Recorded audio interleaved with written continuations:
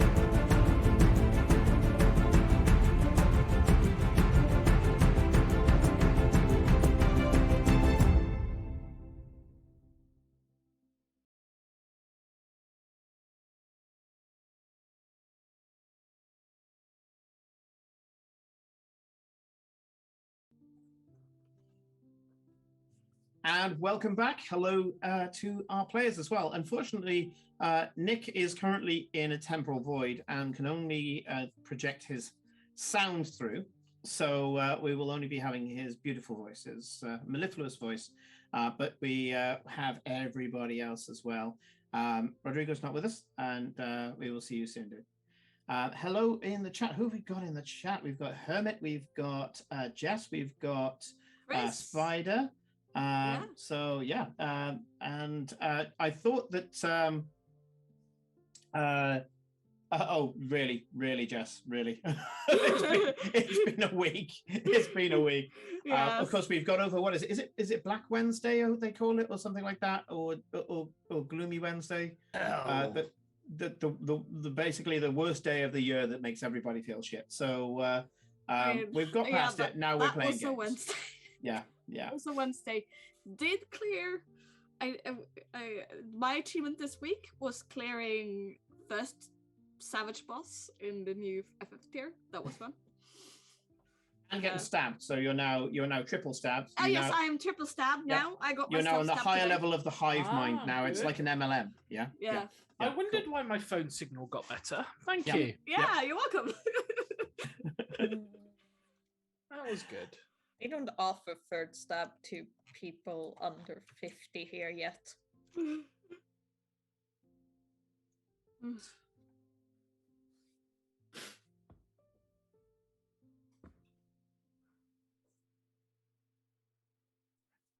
Yeah.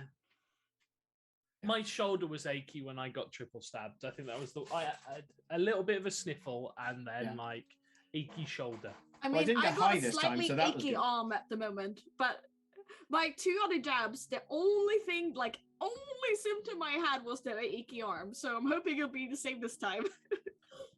See, I'm hoping that she trips the fuck out halfway through the game and just starts going completely mental. Because on my first one, I ended up getting fever drunk, and I was just sat here playing a game, giggling, a few hours later. So she hasn't had a good reaction. I want a good reaction.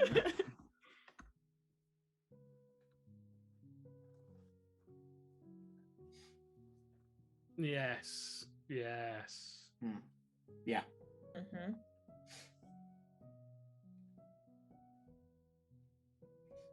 Yeah.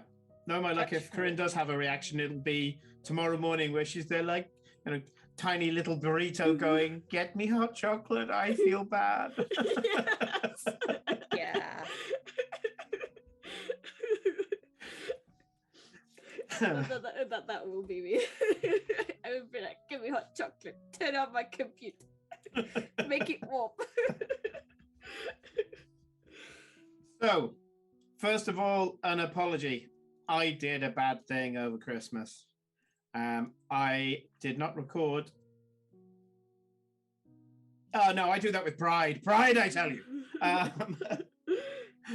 No, I forgot to upload the last episode, and it is dead. So, yeah.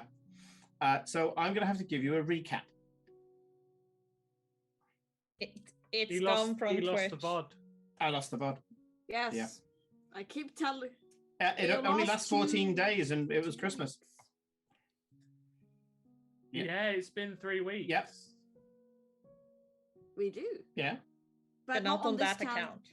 Oh yeah, not on that account. On my personal account. Oh, really? You get that if you're on Prime? Okay, I'm getting Prime on this.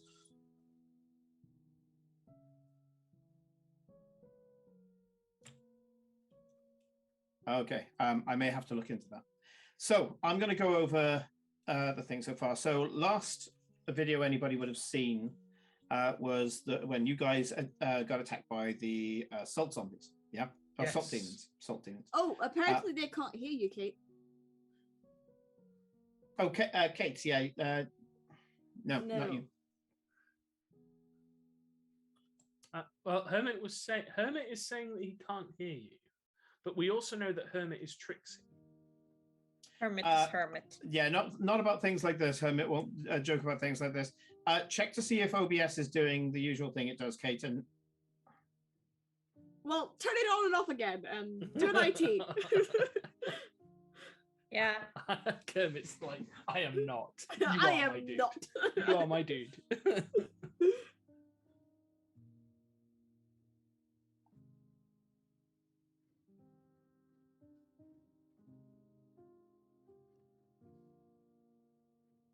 How dare. How very dare.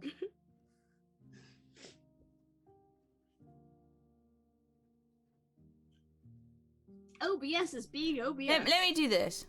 There we go. I'll switch it to that. In theory, I should be coming through on everyone else's channel, and therefore we should all be on one sound channel, and therefore, surely, Okay, I should I'm be waiting heard. for Hermit to confirm. Yeah. I had mic aux like for everyone except me, and I can't remember why that was the case. But now it's not.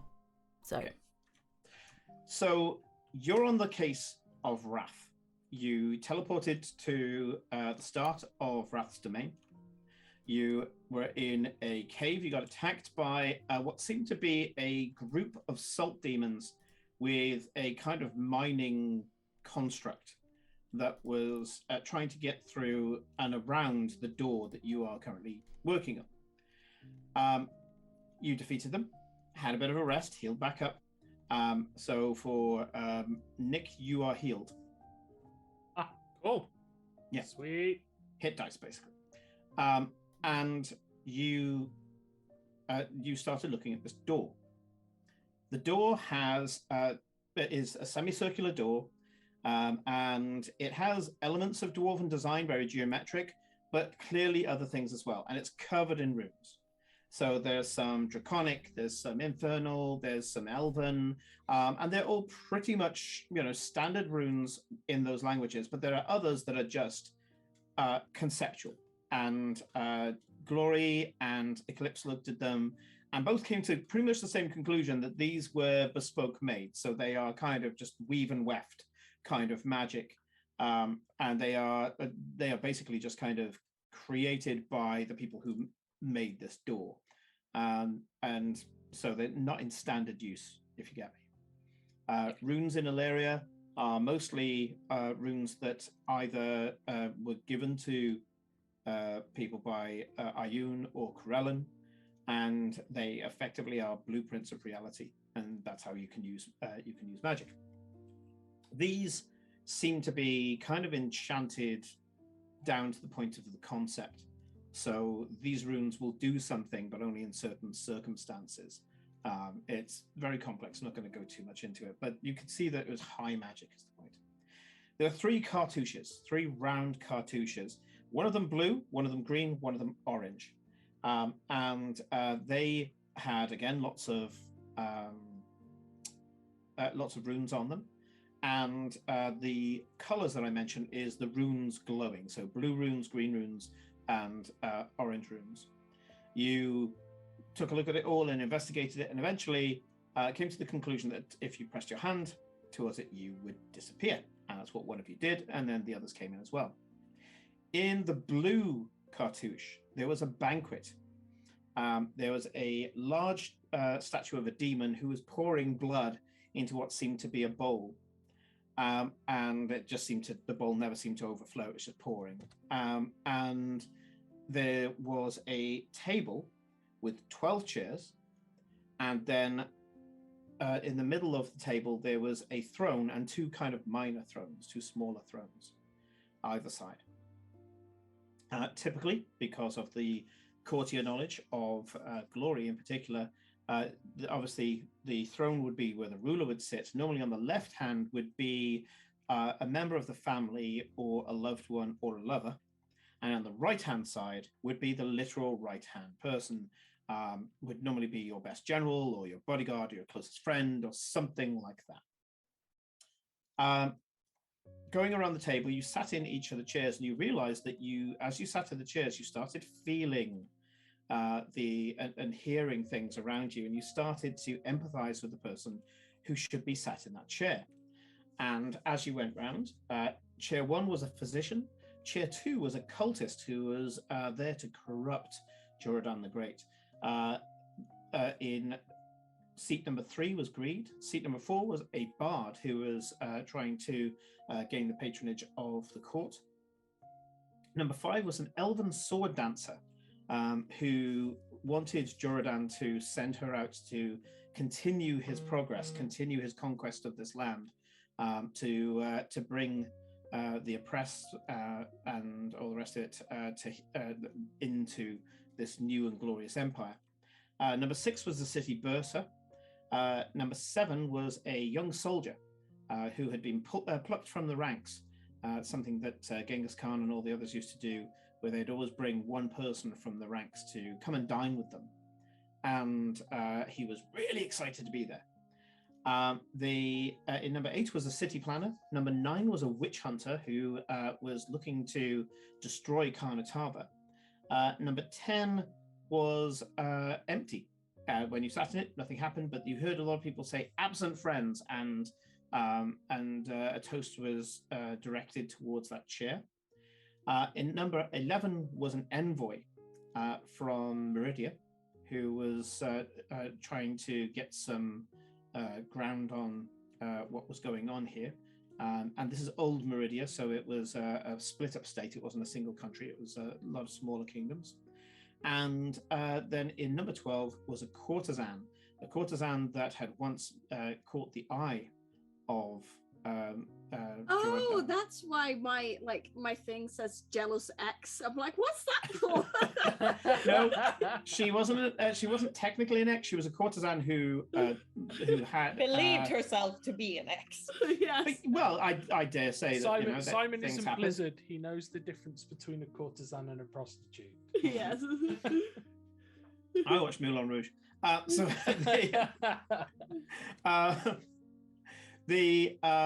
And then in the chairs left and right of Jordan were on the left Karnataka, and on the right someone who was furiously angry, presumably Wrath. So that was all in the blue cartouche. Angry. Yeah.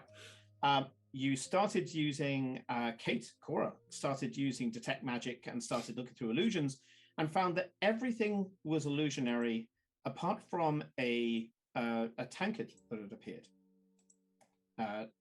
And that tankard was full of a liquid. So they came out of the blue cartouche and went into the green cartouche. When they came out of the green cartouche, they were on a platform, kind of like a gantry, suspended over what seemed to be an infinite drop. And either side of the gantry were cogs, just an insane amount of cogs. And they all seemed to be rusted and pitted, and there was cobwebs and things like that amongst them all. When you look around, there was a lever, which you pulled the lever and nothing happened. And the lever went across, no problem, but none of the cogs moved.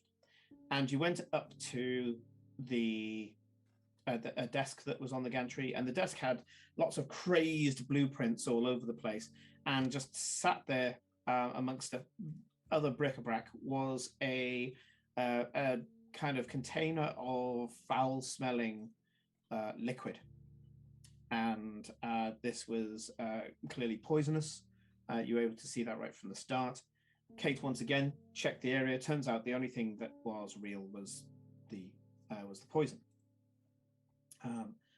This was something that if you were just using kind of figure out illusion, which would normally be an intelligence saving throw, would have had an incredible difficulty. But because Kate has true sight, she was able to literally just unravel what was being done in front of her. However, even with unraveling it, you had these two items, but you had no idea what to do with them. That's the part where you went into the orange cartouche. In the orange cartouche, there were 3 statues and a floating cube. So the floating cube seemed to have a solidity to it. And Cora confirmed that it was real, it was there, it was part of what you were clearly trying for. And there were 3 statues in front of you. There was a hunched figure with a dagger, kind of the assassin. You had a king, not Jordan, but just a king, holding his sword up and kind of roaring into the sky. And then a woman who was again looking up hopefully, but holding a star in her hand. And you started figuring things out. You gave the wine to the king, the king exploded in a column of golden fire and disappeared. Presumably you did the right thing. And then you fed the poison to the assassin, and the assassin just turned into like a black dust and scattered all over the place and disappeared. Then finally you were there thinking, well, what do we do with the final one? And let me get this right. You tried to give her the same drink as the king? I think. Yeah, I think at first she was given the poison because I was trying. No, it was first the normal one. Nothing we gave her the normal drink first, and nothing happened. And then we gave her the poison because, well, she's immune to poison, and then we were called traitors. Yeah, at which point you heard the word traitor. I didn't think it was that way around because I wanted to give her the good stuff, I thought, but I don't remember. But either way, yeah, we gave her both. I leave you alone for one second. Yeah. You try and poison somebody. Guess who tried to do that? Guess who? Cat. Meow. Yep. So you we blame the traitor. cat. Okay. This is right up there with the. I'm sure we can put her on this very dangerous spot on the floor, or let's see if she's stabbable. Like, God, please tell me you didn't at least blow my divine intervention, right? No, we haven't. No, we didn't touch They your just things. used their own shit. Yeah. Okay. I have a potential out then, at least one opportunity, which we can let the dice decide. Let me finish first because yes, of course. The word traitor echoed from the walls, and a bunch of Tabaxi warriors were summoned. And they basically got the fuck out of there and jumped out of the cartouche. So at the moment, everybody, including yourself, Farewell, you have been along for the ride. You've just been very pensive. You're standing in front of the orange cartouche, having freshly teleported out, and you are assessing the situation. Okay. Line up. In a line. Height order. I scared. And I go around and I flick each one of them on the forehead. Hey, you could have helped. You just sat there and was like, I'm just gonna read. I'm just gonna figure things out while the rest of us actually did something. 7 places at once. Well, do you know how hard it is to pay attention? Well, whose problem is that? Yours. Well, yeah, it's not our fault that you decided to be 7 places at once, was it? Yeah, maybe just focus on the moment for a moment. I was trying to figure out the problem. I didn't think that your answer. So were we. Okay, some of us can't just be in 7 places at once. So we're just gonna be here and touch things and do things and see what happens. And sometimes it works and sometimes it doesn't. Well, because we only had 2 options. We tried the first one and that didn't work, and we tried the other one, which didn't work. Yeah. Your turn. And your answer was. To be honest, I expected Eclipse to be better at this. That's not helping. What do you want me to do? Not helping. You're the treasure hunter and archaeologist. Yes, but I have never encountered such a specific puzzle. Normally it's been put the things in the right order, not give things to poison. It's normally a mini game. A mini game. I flick open my book and I go to the point in the book which is several pages on that goes, I warned you about the poison, and go, oh, that makes a lot more sense now. Close it up. And right, fine. Let's try this. And I would like to use my divine intervention to open the door. Just skip the puzzle. Wow. I have a direct line to God. And you know what? Sometimes God can get off the ass and open the door. Sure. How about we do the D100 in the chat? By the way, just to be a bit beer strokey, has it been a week since Hasn't it? Austin, has it been a week since He did. I don't know his how long last it's one been. succeeded. I can't remember. I mean, I'm gonna unchecked. say narratively you feel recharged because it's been so fucking long in real time that I think I should give it to you back. Okay. Right. Wish us luck. Here we go. 3, 2, 1. Oh, it's not going to happen because you just it's exclamation point D100. That's all. Oh, is it all that is? Oh, whoops. We were all going. Oh, there was like. I'm pretty sure that's not the command. Ah! Too far in the opposite direction. Too far in the Also, opposite something's direction. happening. We can see your Discord bit. Okay? Yeah, No, it's. Oh, it's Twitch. Go. Twitch What? Snapchat. Why is it?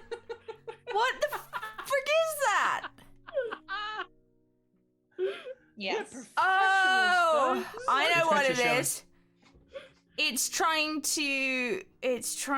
It's because you want to chat somehow in there, and I think something got.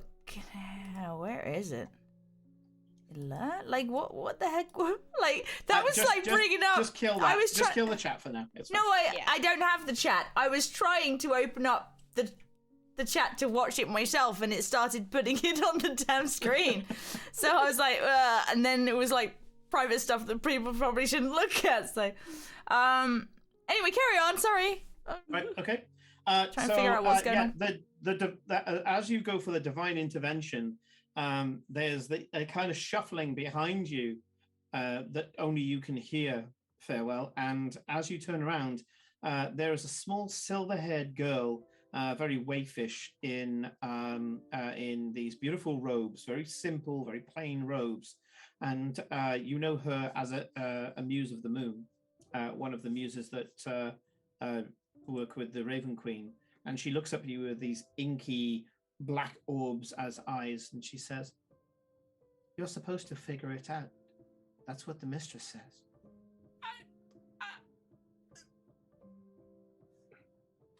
This is because it's not just a lock, it's part of the path. Fine. I will figure it out. I'm capable. I'm capable. I'm smart. I straighten out my armor, brush the dust off. I can. Farewell. Yes. Something of such complexity often denotes a need. And she steps out of existence. At least it wasn't a fucking riddle this time. Or a haiku. Do you know how really unhelpful it is to get like life-changing advice in haiku form? No, we do not, Farewell. I promise you, it's not as fucking smart as it sounds. Right.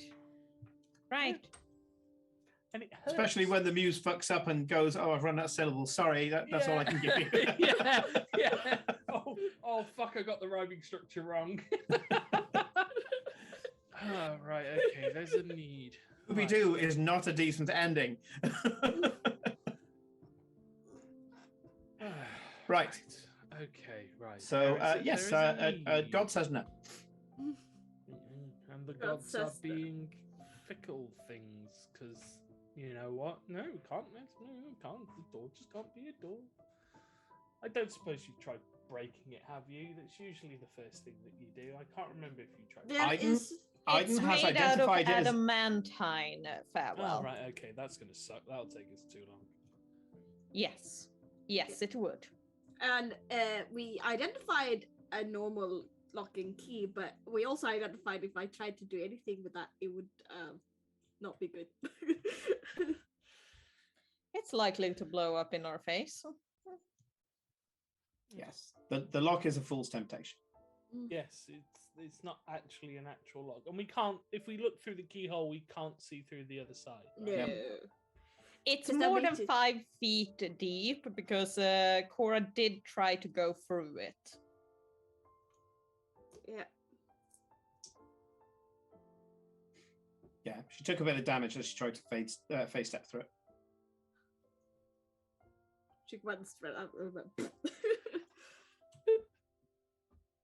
So, you guys have still got the 3 chambers, blue, green, and orange. You pretty much sussed out blue and green. There we go. Kate sorted it out. Anyway.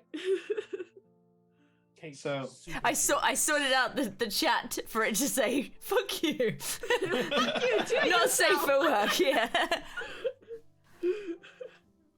So, Accurate. yeah, the door is before you. What do you want to do? What to? Yawn. Yes. Okay, so we need to find the final thing that is needed for the mistress, because we figured out the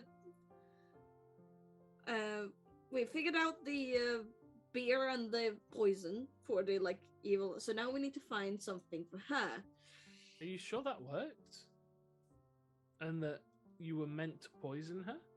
I said no. We need to find something that Is for her. Is for 'cause her, The poison 'cause- was for the assassin. The wine was for the king. So, keeping in line, there should have been a liquid for her, but we never found it. The only other thing that was real in that room, though, was the big square thing, but we can't move it. But we didn't try moving her to it. True. Wait, yeah. I think we're just waiting a little bit. I think we probably need to wait. I these don't spells think probably they're gonna last a go away. minute. Like, wait a minute for the thing to reset, because was it someone who summoned the fire elemental and had it go into the room and like it triggered It had the trap? shit kicked out of it.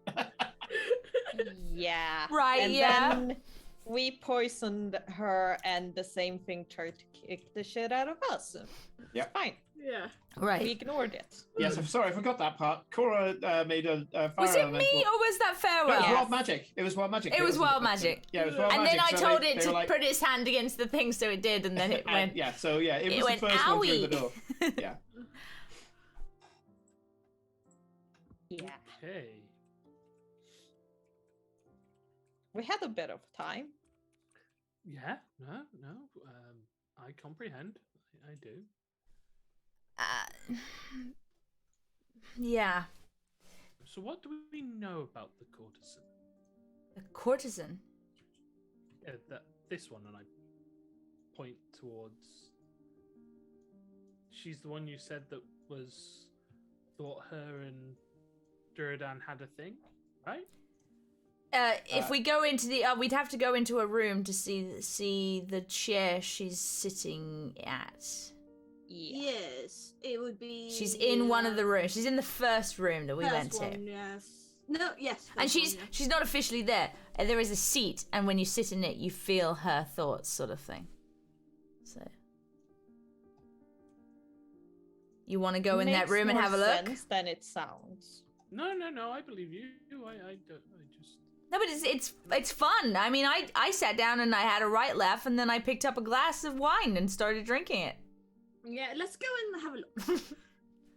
And I'm I not go gonna and get- press my hand onto the most left one, which I can't remember which color Blue, it was. yeah. Blue.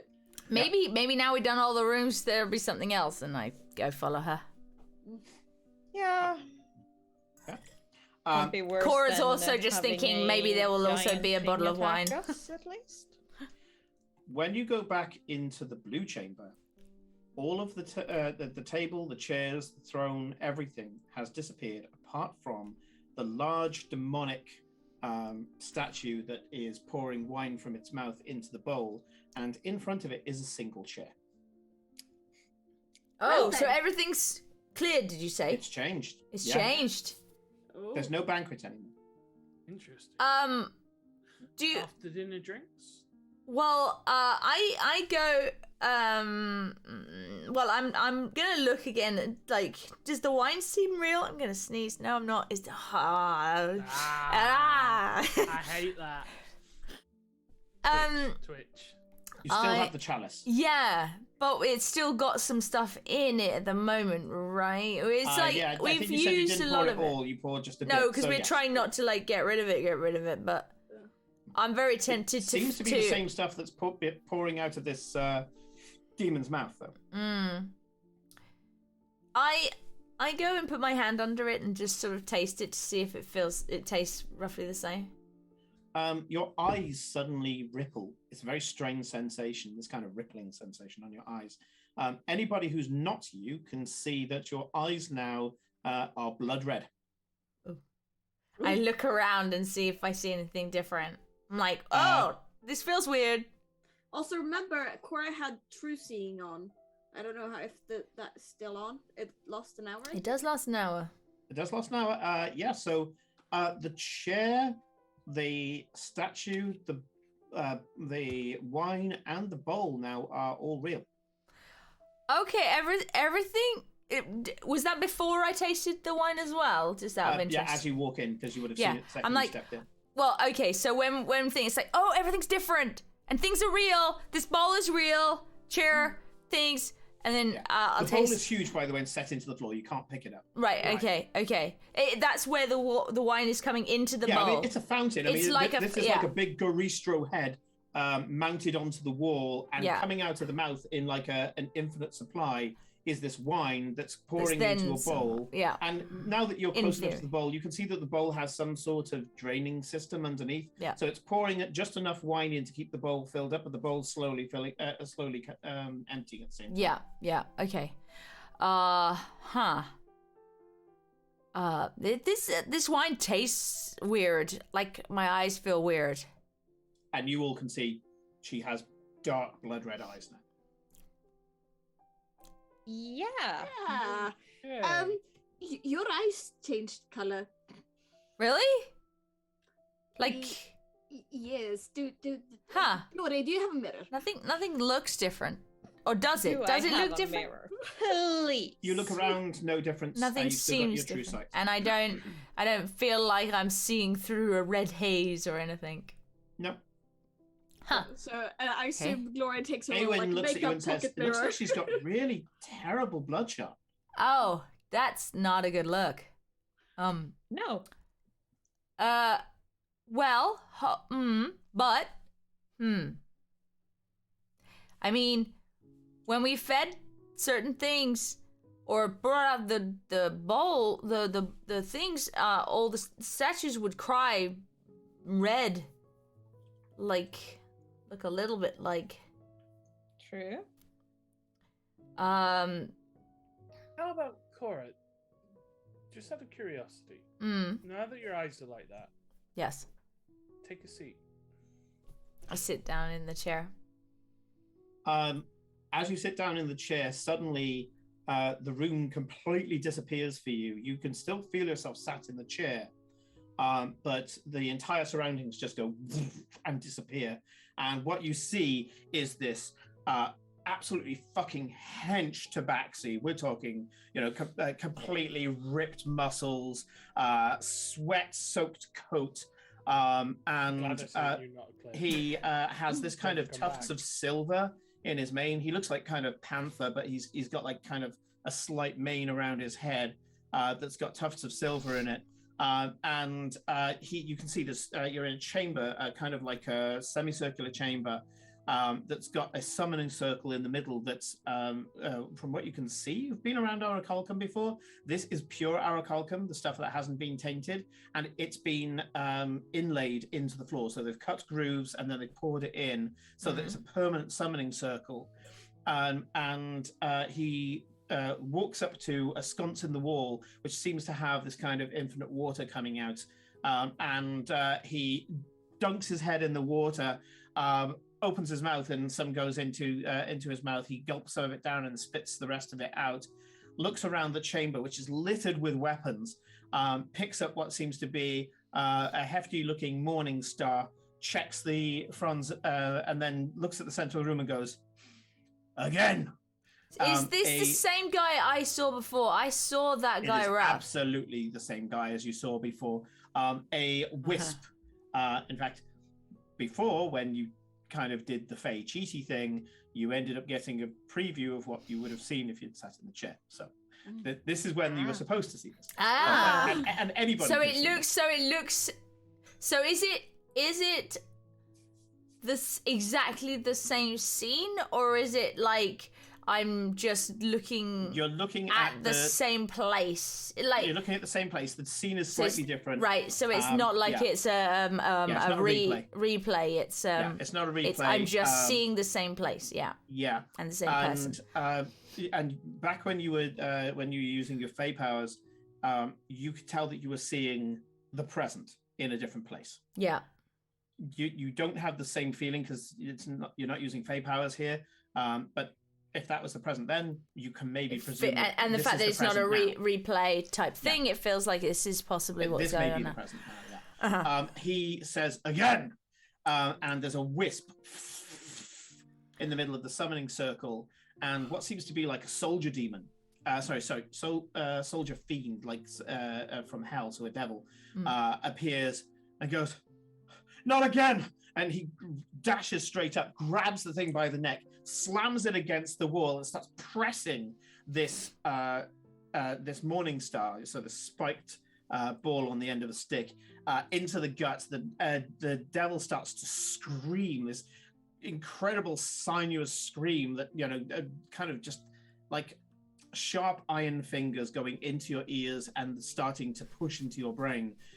It's such a terrible scream, and he snarls nose to nose with this thing and goes, "Where is Carnatava?"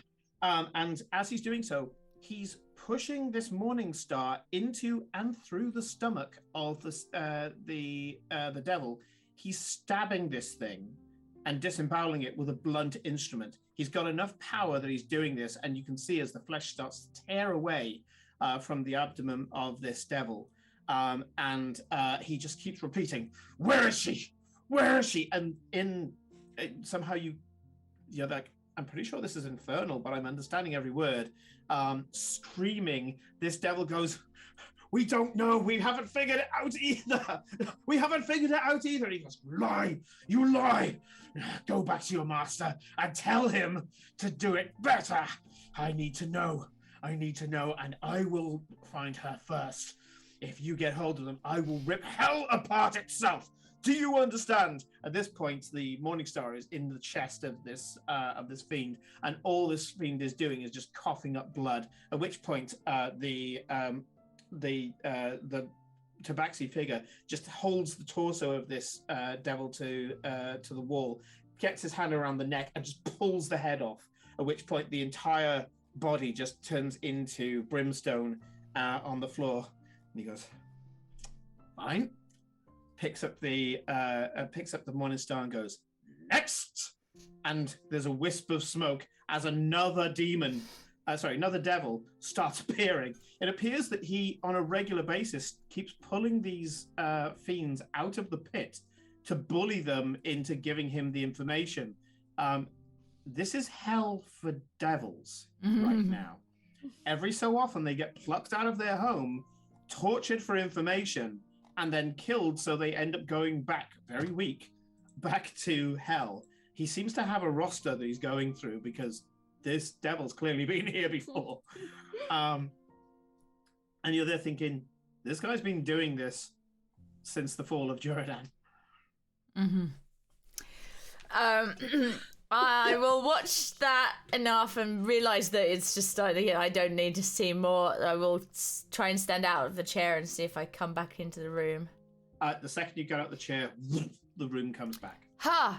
Okay. You remember Buff? But Wrath, the buff guy. I go and sit down in the chair so I can actually. Okay. She just wants to see the buff. He's kind of buff. She's not coming back out. I mean, she will, because he's just over and over torturing devils, and to be honest, that's not what she's looking at. No, to be fair, yes, but I think she will notice, and we can always. Well, can we see her in the chair? Can you see the stupid look on her face? Right. So, as Eclipse sits in the chair, is that wide-eyed cat? I guess because it's going to be pertinent detail, the buff guy is like in a loincloth, and that's it, right?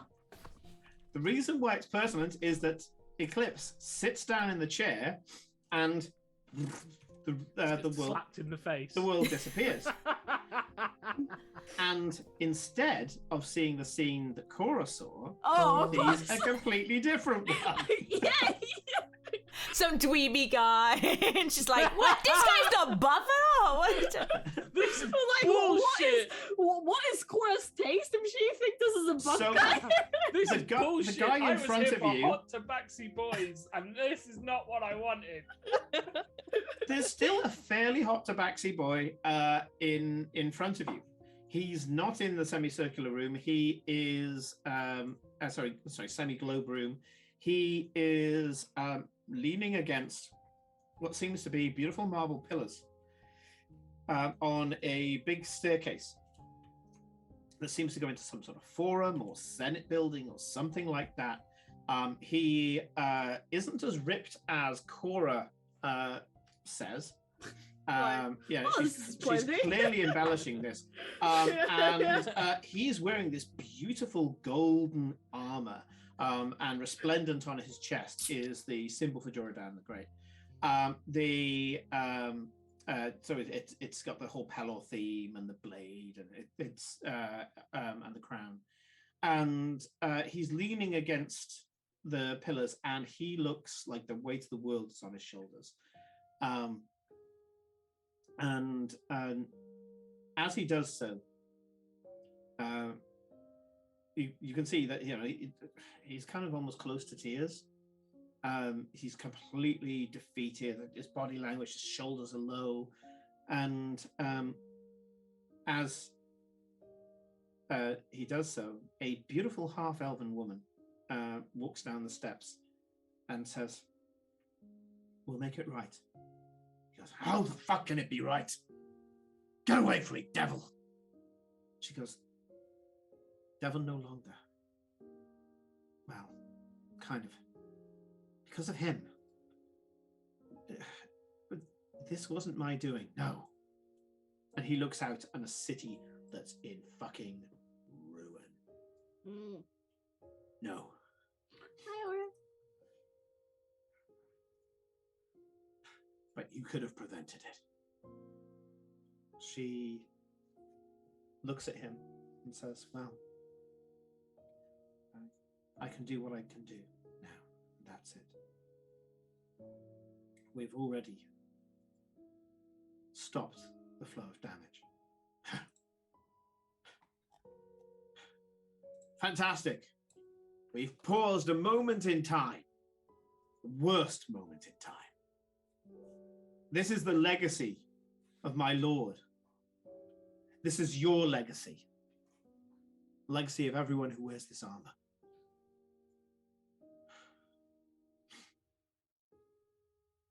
I don't shun you for what you are. I know better. I loved you as much as he did. I never wanted you for my lover, but I wanted you for my queen. I feel betrayed. And you have every right to. I would have appointed you my Queen's Guard myself. But I never felt that I deserved that title. He thought you deserved that title. And his was the only word that mattered. If you'd come to us, Lilith. If you'd come to us. All of this could have been prevented. We were poisoned from within. We thought it was you.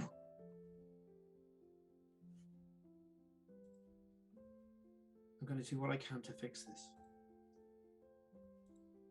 He's not dead. What? Not in the way that you think. The divinity that was granted to him.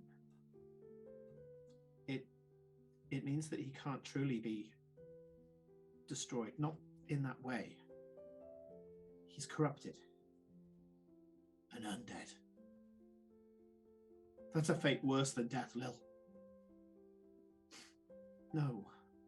Yes. Kind of. He's tainted, defeated. But his consciousness lives on. His consciousness should be with the gods right now. No, that's part of the taint. He's stuck here. We need to invoke destiny. Destiny. We make our own destiny. That's what we did. We left Naruka and we came here, creating our own destiny. We created the destiny of everybody else around us. We started making this world a better place. A better place. Paylor gave us the power because we had the passion and the pride to do it with our own hand. And when the gods saw it, they gave us the power. And that power got turned against us. What can you possibly do? I can, first of all, stop the knowledge that I possess going back to the pit. Something, I guess. Do you even know if you'd go to the gods if you died? No. Thankfully, that's not going to be part of the equation. But very well. What? I can't tell.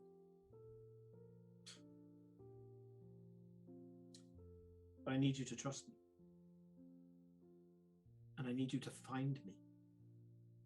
Whoever comes looking for me, you have to help them.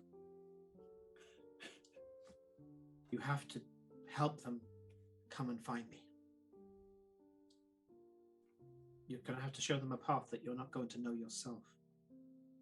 But you will have to assure them that there is a path to me, to him. I'm going to send you all some artifacts.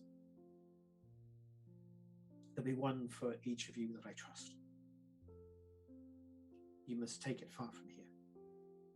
Keep it safe. Make arrangements that they be protected and only given to those who deserve them. Hello, Jars.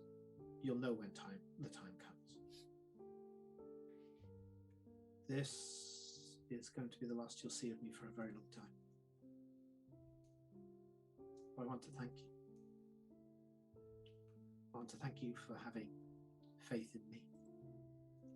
It may take some time, years, until the right people turn up. They have to tread a path that the gods themselves send. And the gods themselves may choose to punish us. I'm leaving this in their hands. I was created to subvert them.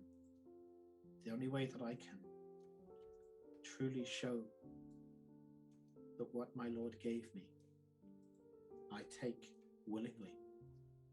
I embrace willingly, and I wish to be, is to give it into their hands and give me into their hands. Wait for my artifacts. I need to go and see an old friend. She tentatively goes up to him. Again, the hunched shoulders, the eyes looking like they're welling up, ready to cry. She kisses him on the forehead. He flinches, but doesn't resist. And she walks away. And the room comes back into being.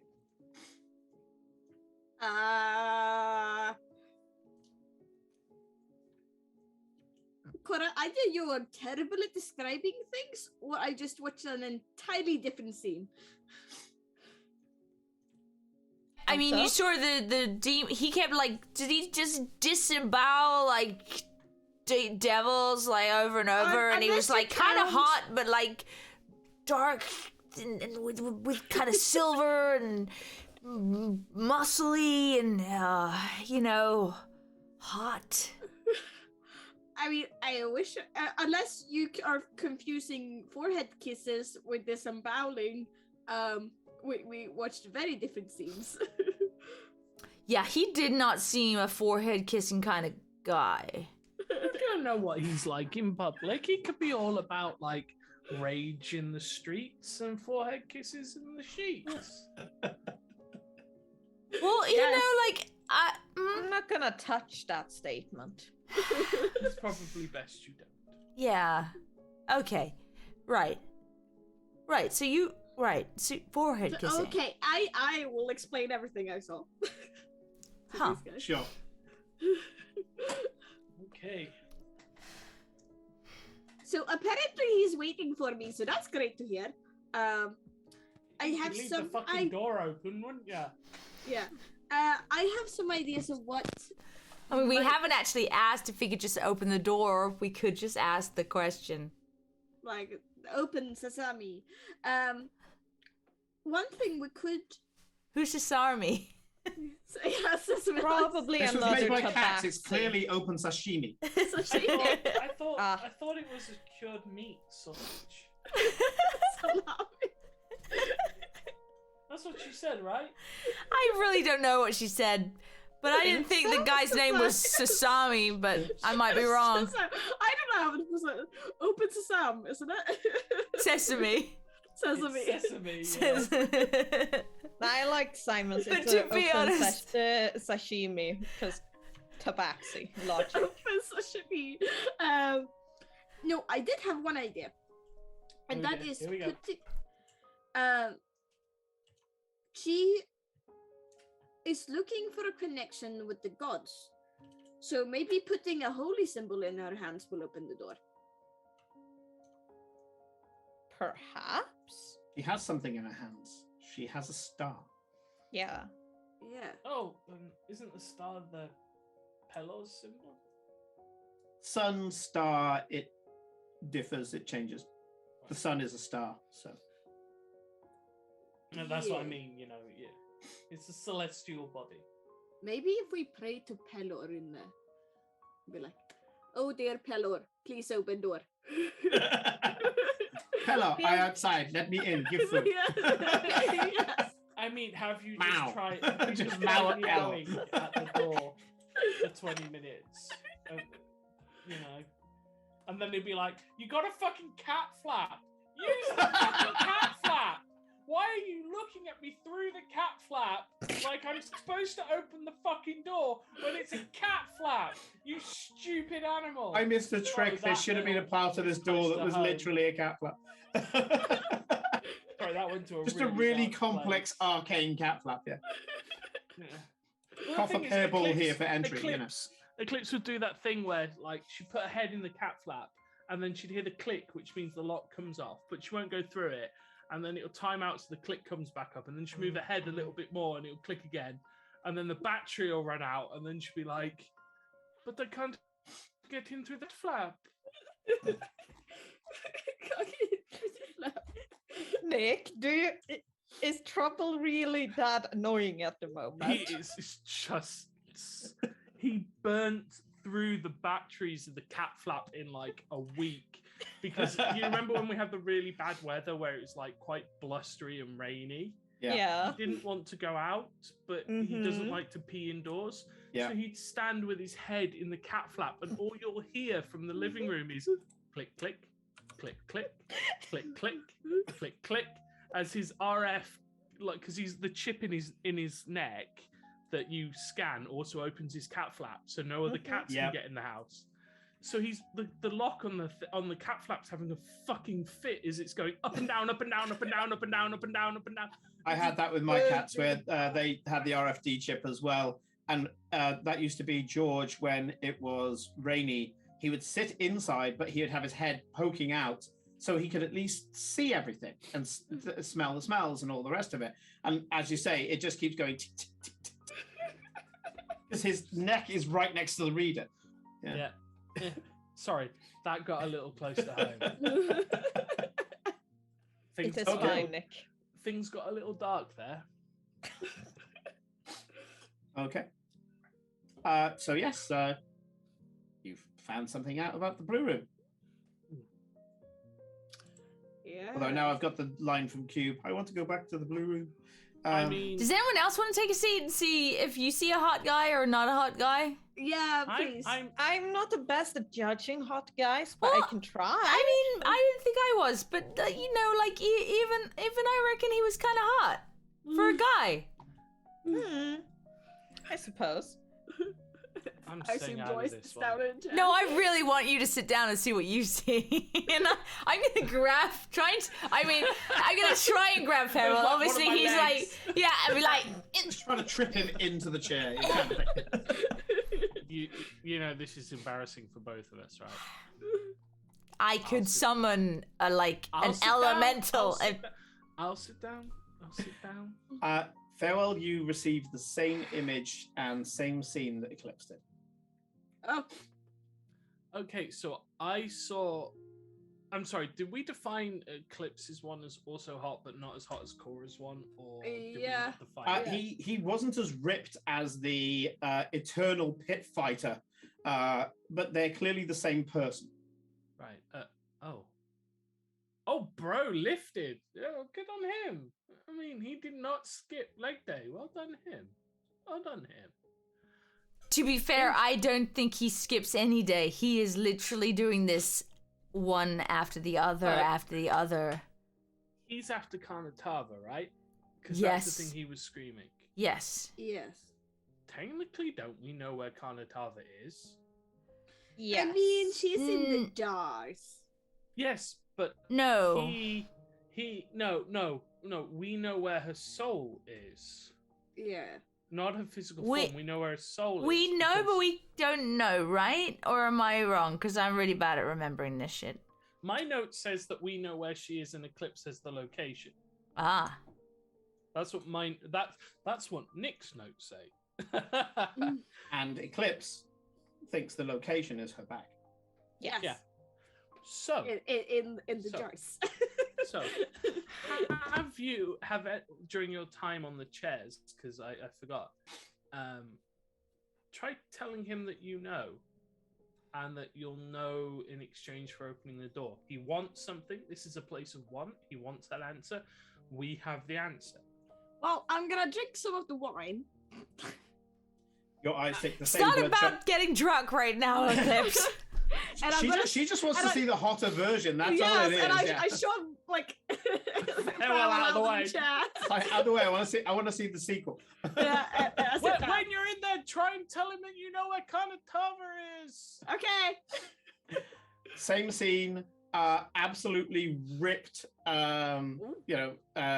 Tabaxi in a loincloth in a dome-shaped room with the orichalcum inlay permanent summoning circle in the middle. There are no doors to this room, by the way. She's been in there 35 And minutes. She is totally seeing the same one I saw. Look at that face. Look at that face. I know, but it's been 35 minutes. I mean, how many times can she watch the same 3 minutes? Weapons again everywhere. and again? Repeatedly We might have to killing, prompt her to say the thing. repeatedly torturing and interrogating fiends. To be honest, I don't really want to touch her right now. It feels a little gross. Yeah, she might leap at you or something No, strange. I'm laying there for like the 3 I mean, minutes, and I do try to speak up, but like, Wrath, hello, I'm the one you're waiting for. I know where she is. Let me in, please. You're muted, Kate. Damn, I feel like she said that more in a, I'm the one you're waiting for. Yeah, I'm the one you're waiting for. Please let me in. Cora, she's taking a kid off. Cora, make it stop. Okay, we need to snap her out of this. I ain't touching that. So,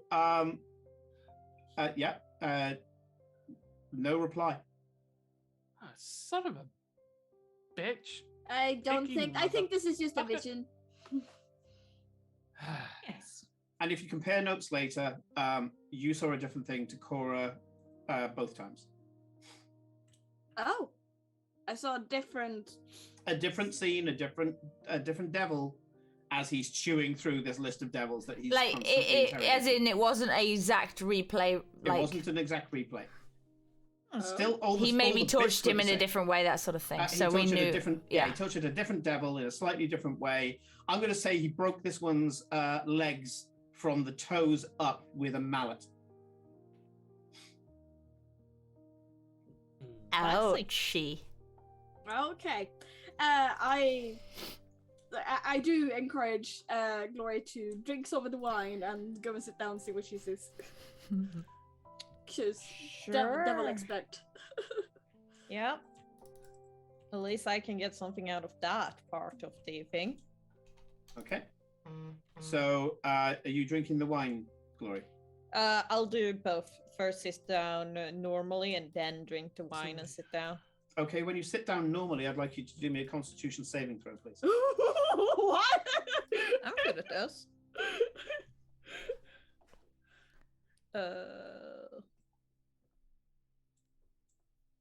Wait. Where the fuck has... It's in the top left corner. Top left corner. Yeah. No, it's there. For some reason, the folder with my D&D Beyond link has moved. I'm just gonna pull out a nice D20.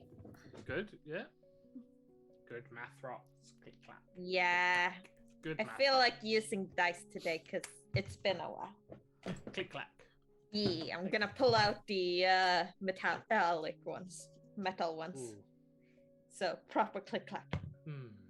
Proper click class says 14 plus 8 is Nice. yeah. Okay. A lot. I'm going to describe first what everybody else sees. So first of all, with her giant wings and tail, sitting in this chair is not easy. No. Yeah. So as she's there, kind of like trying to arrange herself, kind of side askance, this giant, like alligator-wide tail, finding its way over the, lolling over the side of the chair. You just about get in there, and you guys see when the vision hits, because Glory grits her teeth, and her hand claws go into the armrests. And the claws bury deep, splintering the wood. She grits her teeth and goes into a rictus. Glory, something is trying to influence you. Something powerful, intensely powerful. However, you can see there are two streams. The tiefling side of you wants to be drawn to one of them. The other one wants to go into a different type of vision. You can tell that one of them is like an illusionary magic, because you're a sorceress, so you can do a lot of these stuff by feel. Also, your draconic nature is there, like, okay, this one is an attacking illusion. This one is like a scrying spell. And you can feel your draconic rage building as how dare this fucking piece of magic try to penetrate into my mind. Yeah, fuck that. Fuck that in particular. Your intelligence is telling you that seat is doing what it's supposed to do. It's just that you're having a visceral reaction. Yeah, it's anti demon, and I'm part demon because tiefling. You know, several times removed great grandmother was a succubus and all that. So are you sitting on the... Which one are you looking at? Which? She gets to choose. Yeah. Or to rip herself away from it completely. Which is an option. No. It's an option because you passed. Yeah.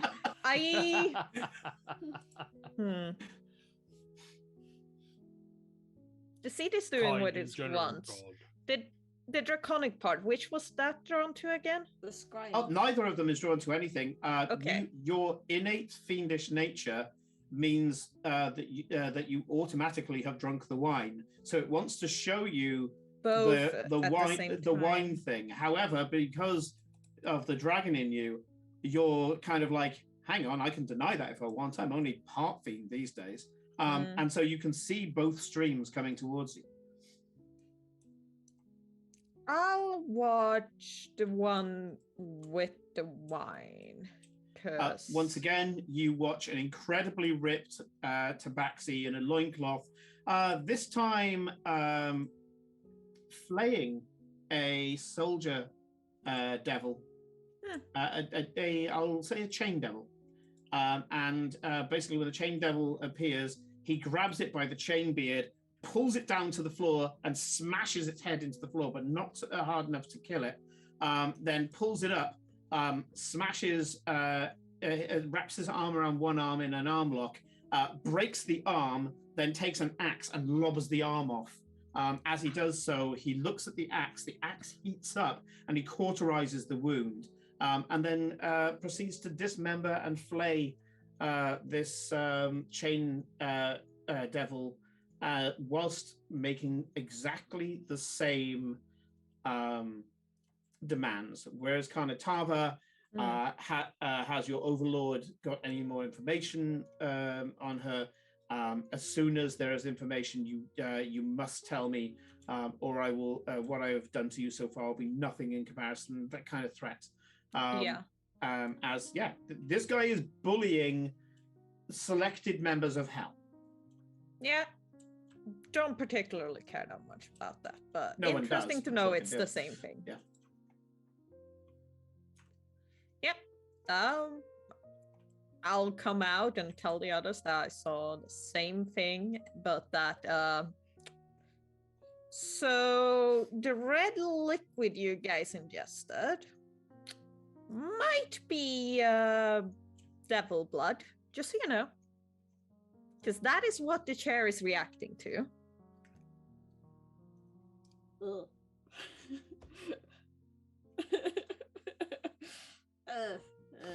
I drink some water, spit it out. Drink some water, spit it out. I had a drink in Illyria. So this is why you shouldn't drink strange liquids coming out of ancient fountains. That and tequila. Yeah. Well done. You've unraveled another part of what is effectively an escape room. Yes, it is. It makes me feel as stupid as escape rooms make me feel. Yeah. We're all sat there going, what's that mean? We're smarter than this. We're all sitting around going, no, we're really not. There's some poor like escape room overseer that sat there going, ma'am, please stop pulling down the wallpaper. There isn't a secret behind it, you know. We're those people. Okay. Right. So a bit more information, which is cool. So probably something to do with the gods and Pelor and the star. For Kanitava unlock. I suggest we go into the other room as well and see if that's changed anything. Where's the statue that's holding the star? Is it in this room or is it? It's in the third one. It's in the orange. third one. Yeah, the third one orange. Yeah, so let's do the next one. Yeah, number 2. Okay. You go and touch the exit cartouche and find yourself back in the into the cave, and you're going to go into green, which was the gantry. Yeah. Okay. You press, and in you go, and now that you go in here, this room's changed as well. All of the cogs are now pristine. They're perfect. Oh, they're not rusted. They're not pitted. There's no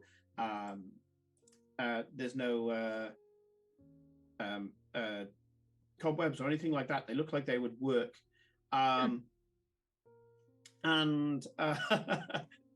Minion's going for it. Minion, can you do exclamation point D6 and then exclamation point D100, please? Oh no! Hi, Minion, by the way. Long time no see, mate. Hope you had a great first. So the gantry now is clean as well, and over on the kind of architect's table, all of the tools look clean, and the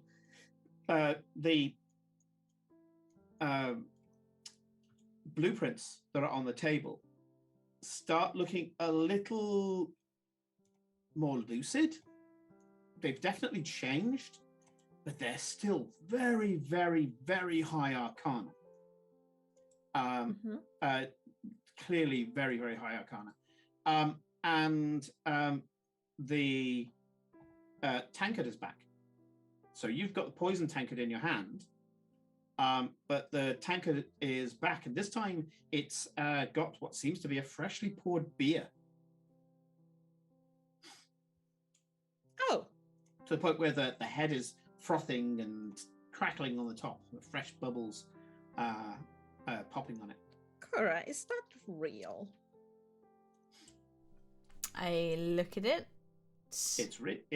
Everything around you now is real. Yeah, everything here is real now. Interestingly, like all of it.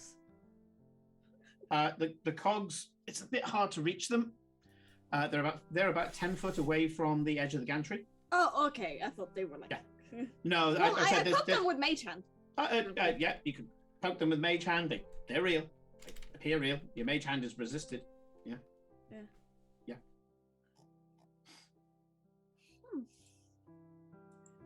So yeah, minion. If you type exclamation point D6 first, and hello fish. Hello fish. Steve.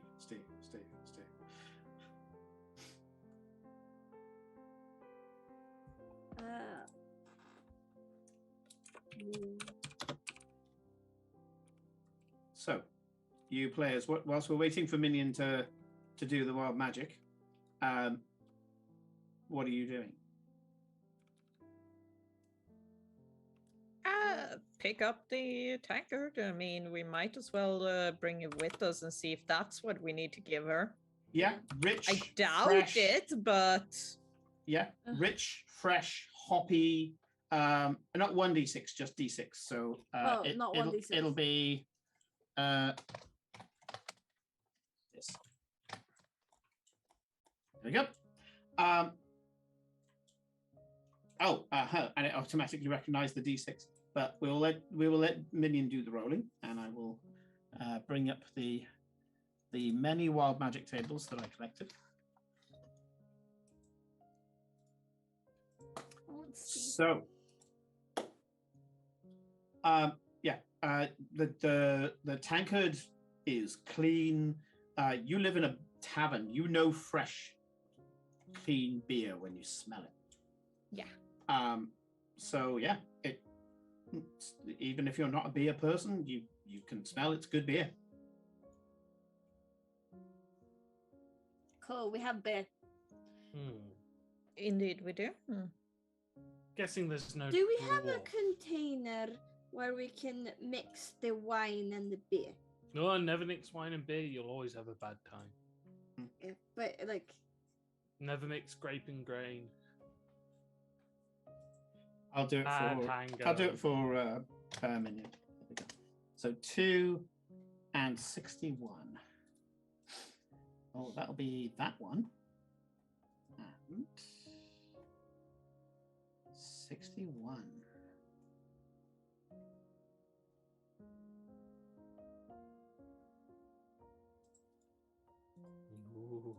Close it by accident.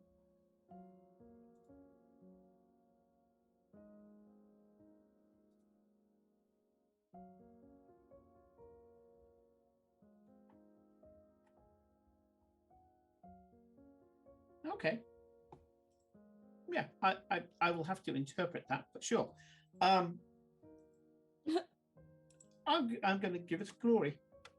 Glory, when you pick up this tankard, do you feel attractive? More so than usual, of course. Attracted to the tankard? No, not attracted, attractive.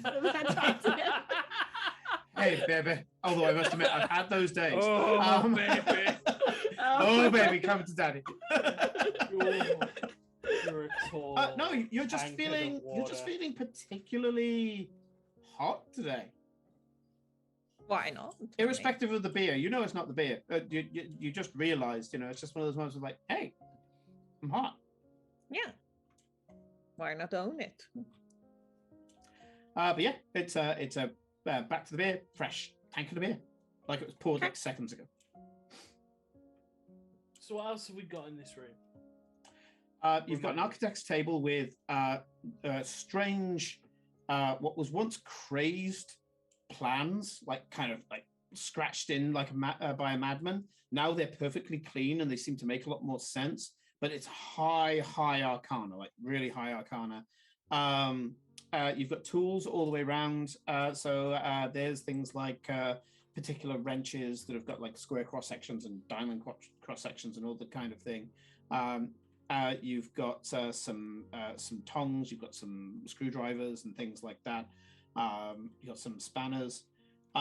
The scene as you're looking at it, Farewell, the plans are quite clearly not of this chamber and not of the door. They seem to be more along the lines of magical blueprints, maybe even enchantment, and they look fairly... There's something about it that feels familiar to you. Enchantment. Enchantment? Let me take a look. I'm pretty sure I looked at them before, but I couldn't really see anything. But yeah, at this point, Glory, you can tell that, as I say, they're cleaner. They make a lot of sense, whereas previously they seem to be like the mad ravings of an engineer that's lost it. So what's this time? Yeah, there's elements of enchantment in it, but only elements. It seems to be that someone wrote blueprints for setting down a spell effect. So enchantment of an area, maybe. Does this tie into the pause the moment in time thing that was explained to us from the previous visions? No, don't think so. He asks the great voice in the sky. I guess we've got to the point of Arcana checks. Seeing as you two are doing it, I would like Glory to roll an Arcana check and for Farewell to roll an Arcana check with advantage. Okay. Rude. Where does he get advantage? Because I'm Context. pretty. Roll for me, metal dice. Okay, 25.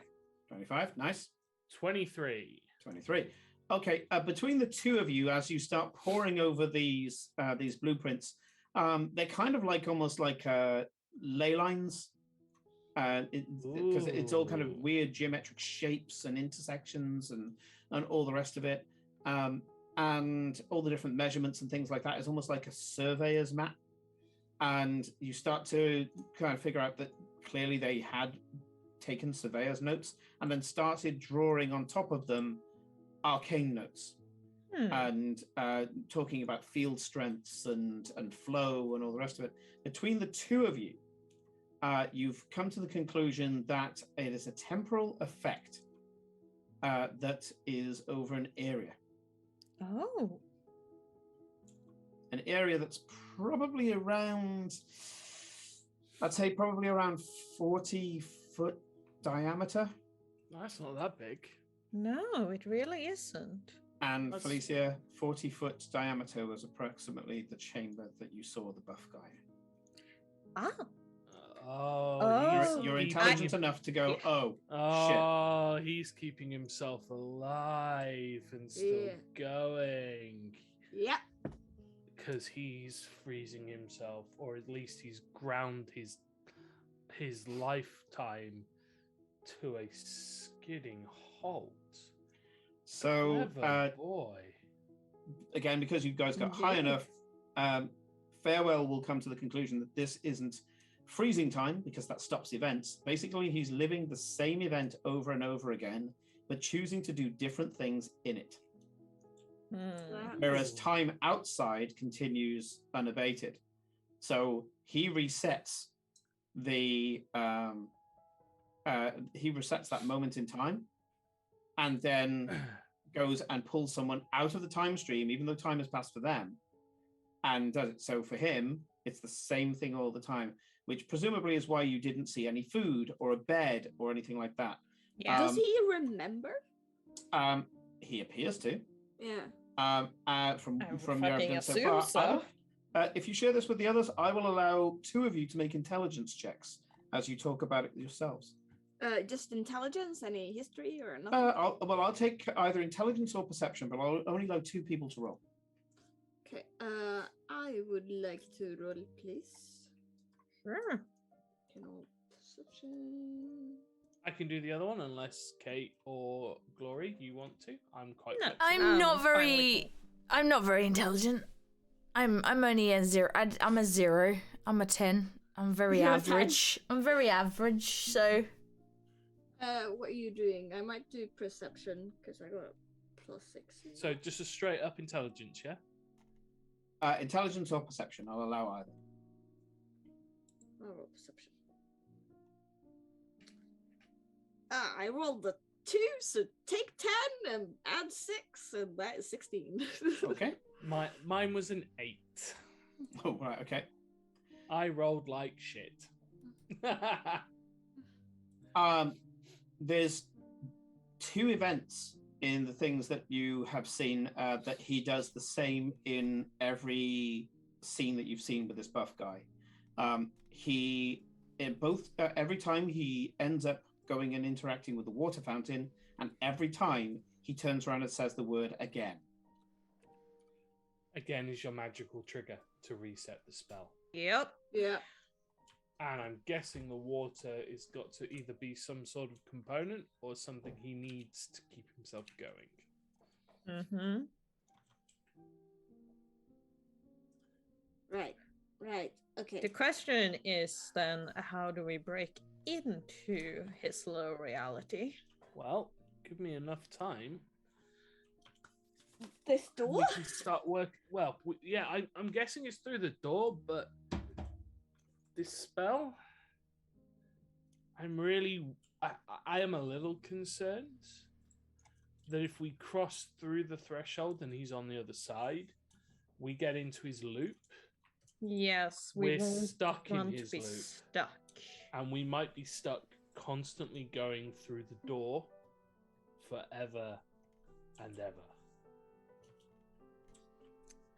And I would rather not do that, No, I would rather not do that as well. And, it's either going to be a combination of we have to understand the spell, not necessarily to break it, because that could be more detrimental, but also understanding the timing so that we can get through the door at the right moment.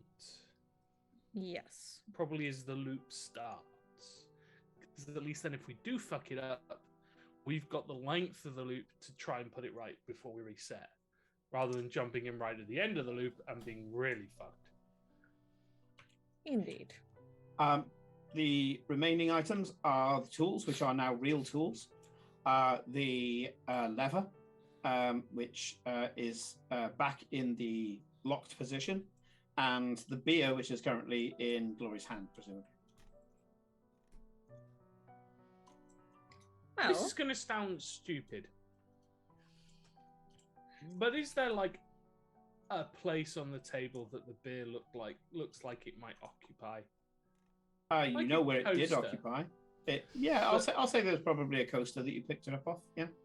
Yeah, but we didn't pick the beer up off the table, right? We picked the beer off somewhere else, I thought. no, Oh we no, the just beer you picked took it from up. the coaster. Yeah. Okay. Yeah. But I'll say in the other that this... room, there might be space for it. Sorry, go on, Simon. No, I was just saying that I'll put a coaster on the table just for flavour, but that's not important. You took Right, it off okay. the coaster. Yeah. Sorry, I was just wondering if it was one of those point-and-click adventures where you have to recomplete the table. Put rubber lips on moose. Could I interest you in a rubber chicken with a pulley? Thank you. You knew the reference. You knew the reference. And if you don't understand that reference, get educated. Yeah. You goddamn kids with your Fortnite and your dancing. Yeah. Don't know what proper gaming was. You haven't lived until you put rubber lips on a moose. Anyway, so we have reached 9:30. So do you want to maybe have a little bit of a brain break? I'm going to run a couple of things through my head, but I think we're on to something, and I think Felicia, you are on to something. You have got clean cogs. You've looked at the blueprints. You have a lever that's gone back to the unlocked position. Back to the locked position, sorry. And you have a beer. And Glory feels fabulous. Yeah. Yeah. Okay. We shall go there, and we'll go for a quick 10-minute break. You grab a brew, and we will see you after the more break. coffee. You are right. I should do that. And my apple pies. I have apple pies. Now I want apple pie. Send me apple pie.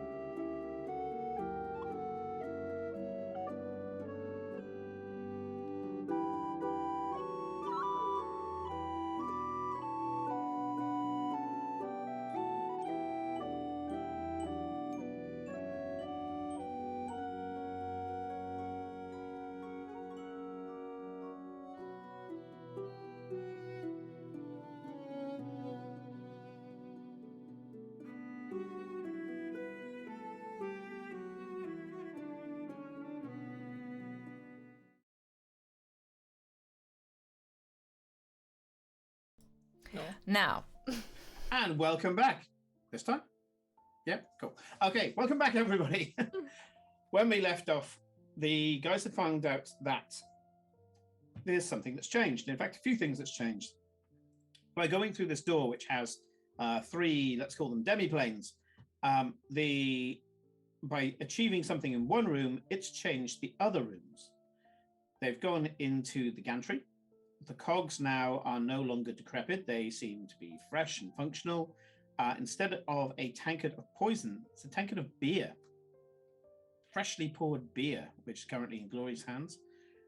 The mad scrawled blueprints that were on the table are now very elegantly designed, and they make a lot of sense. The tools look good, and you've got the lever as well. So, what would you like to do? You seem to have found the beer, and yes, I can confirm for Cora, everything in this room now exists. So, the cogs that you mentioned a couple of times. Yeah. What type of machine are they hooked into? It looks, even though they look pristine now, they just look like an excessive amount of cogs. So if you imagine that you're in a rectangular room, gantry goes across the middle. On below the gantry is an infinite drop. Yeah. On both walls are excessive amounts of interlinked cogs. Fucking steampunk. When you look down the infinite drop, the cogs go all the way down on both sides of the wall. Should we do a stupid? We often. When do we not do a stupid? What? What is this stupid? We move the lever from the lock position into the unlock position, and we see what happens now that the cogs work. Immediately. I didn't mean to do it. Okay. When you move the lever, it seems to engage. It goes kunk, whereas previously when you moved the lever, it just kind of very impotently and freely moved, as if the mechanism wasn't working anymore. When you move it, it does. You feel like things are moving when you turn it to the other side, and you suddenly hear "Durokhan and ki andokoha and it hai." Does anybody speak Dwarven? Ooh, Oh wait, I do. Do I? I do. Okay. I do. Because you speak Dwarven, no. you hear, "This is not the lever." Oh.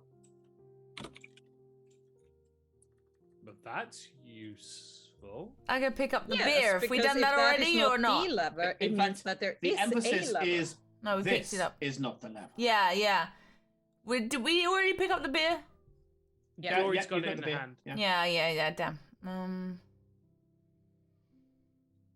But if that's not the lever, then it means that there is a lever that is the Yeah. correct one. We need to find the Before, like maybe I zoned out for a second, but when we do this guy, buff as he is kind of mad, like really angry mad, but possibly both. Look. We Yeah?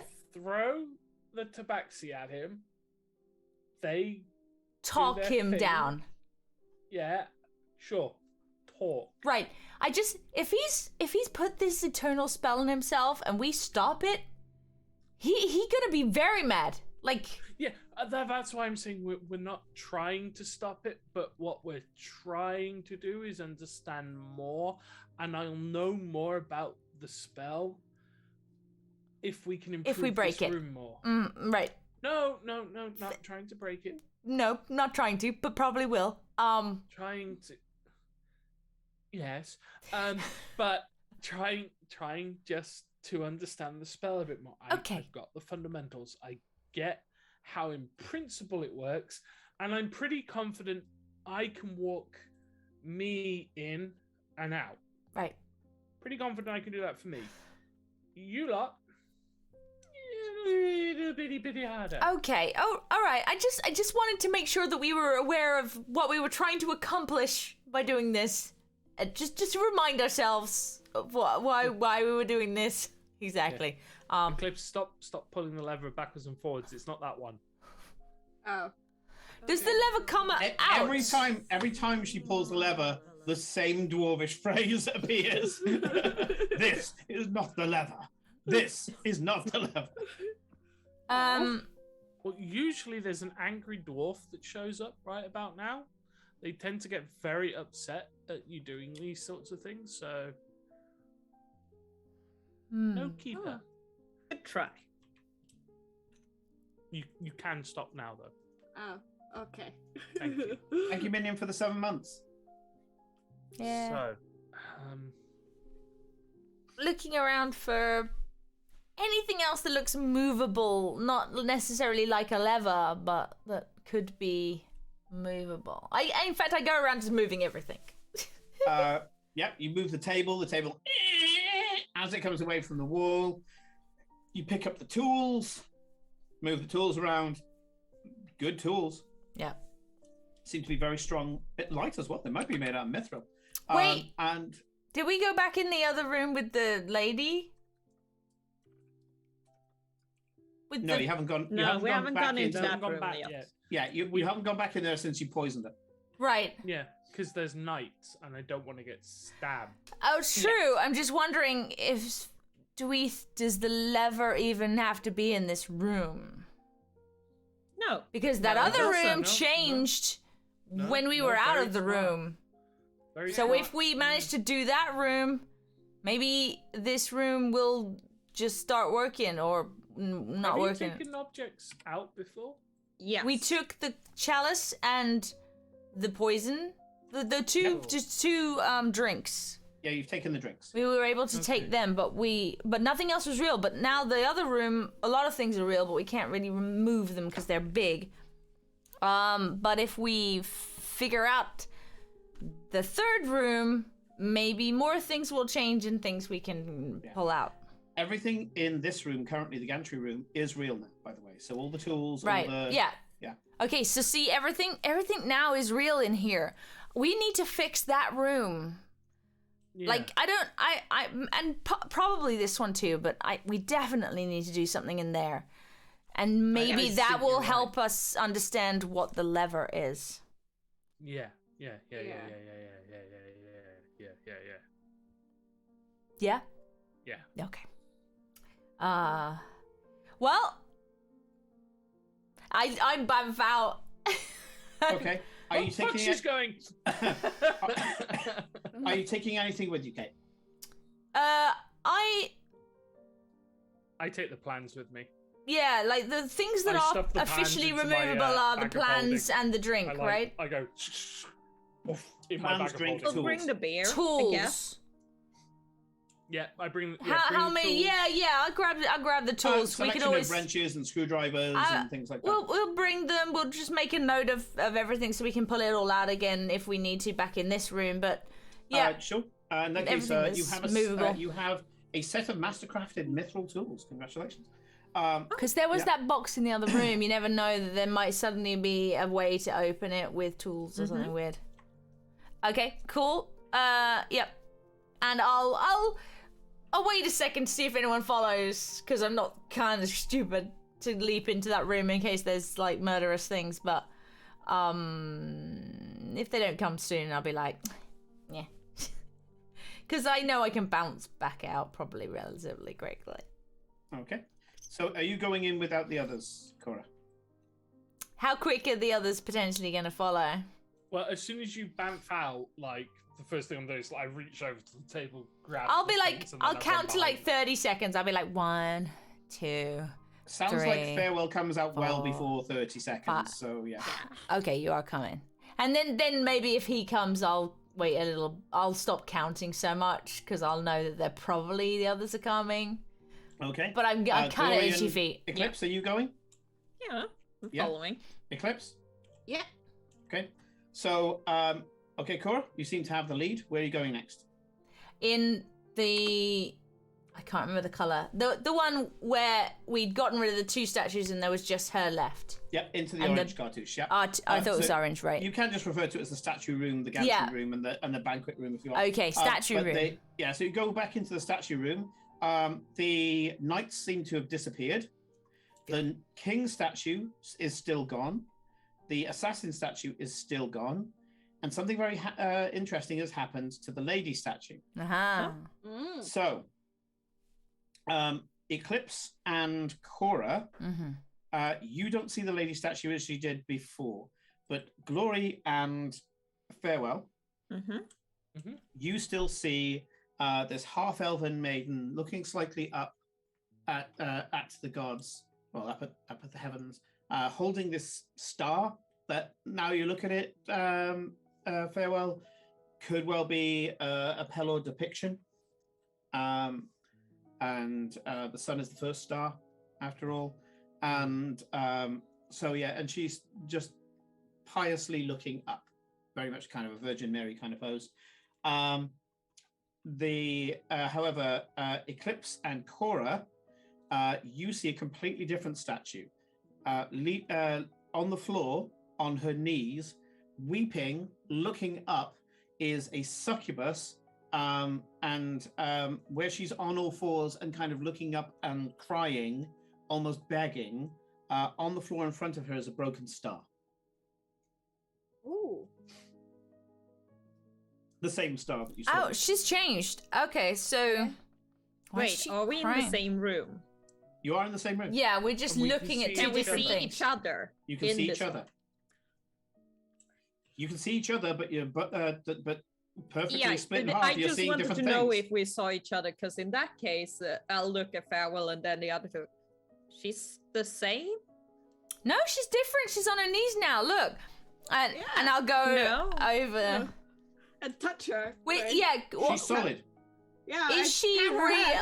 Is she real? Like, is ever... What do the others see when I pat her head?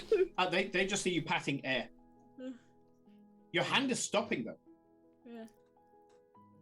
And I hold on, and I jump a bit to show that Yeah, you see her doing a perfect mime artist now, thing. Were we the only ones that drank from that fountain? Yes. You were. Yeah. Okay. Yeah. That'll be why. Okay, I just want to test something. So I reach over to where the star is, and I put the light cantrip on it, so it ignites. Any change on theirs? On what they see?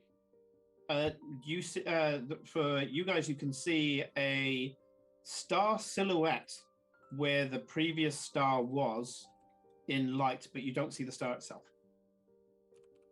So you see Farewell's magic, but not the statue. Huh. Interesting. Yeah. That's tells us that it's at least still technically occupying the same space, though. Yeah, it's kind of there.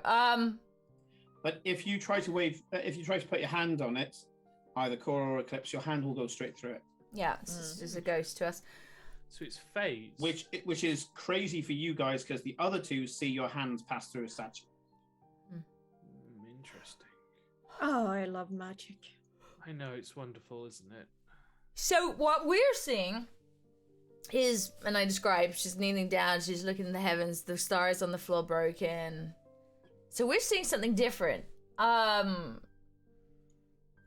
Everything else about the room seemingly the same from when we describe it. The king is gone, the assassin's gone. The box thing is still there. there. The lady is there. The box is exactly in the same place, just this kind of slightly hovering but very impossible big to move. thing, yeah.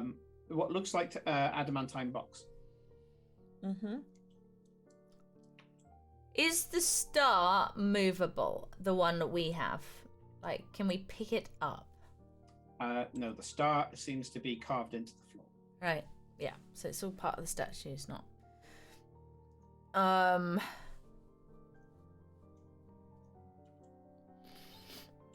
Okay. So she's succubus now.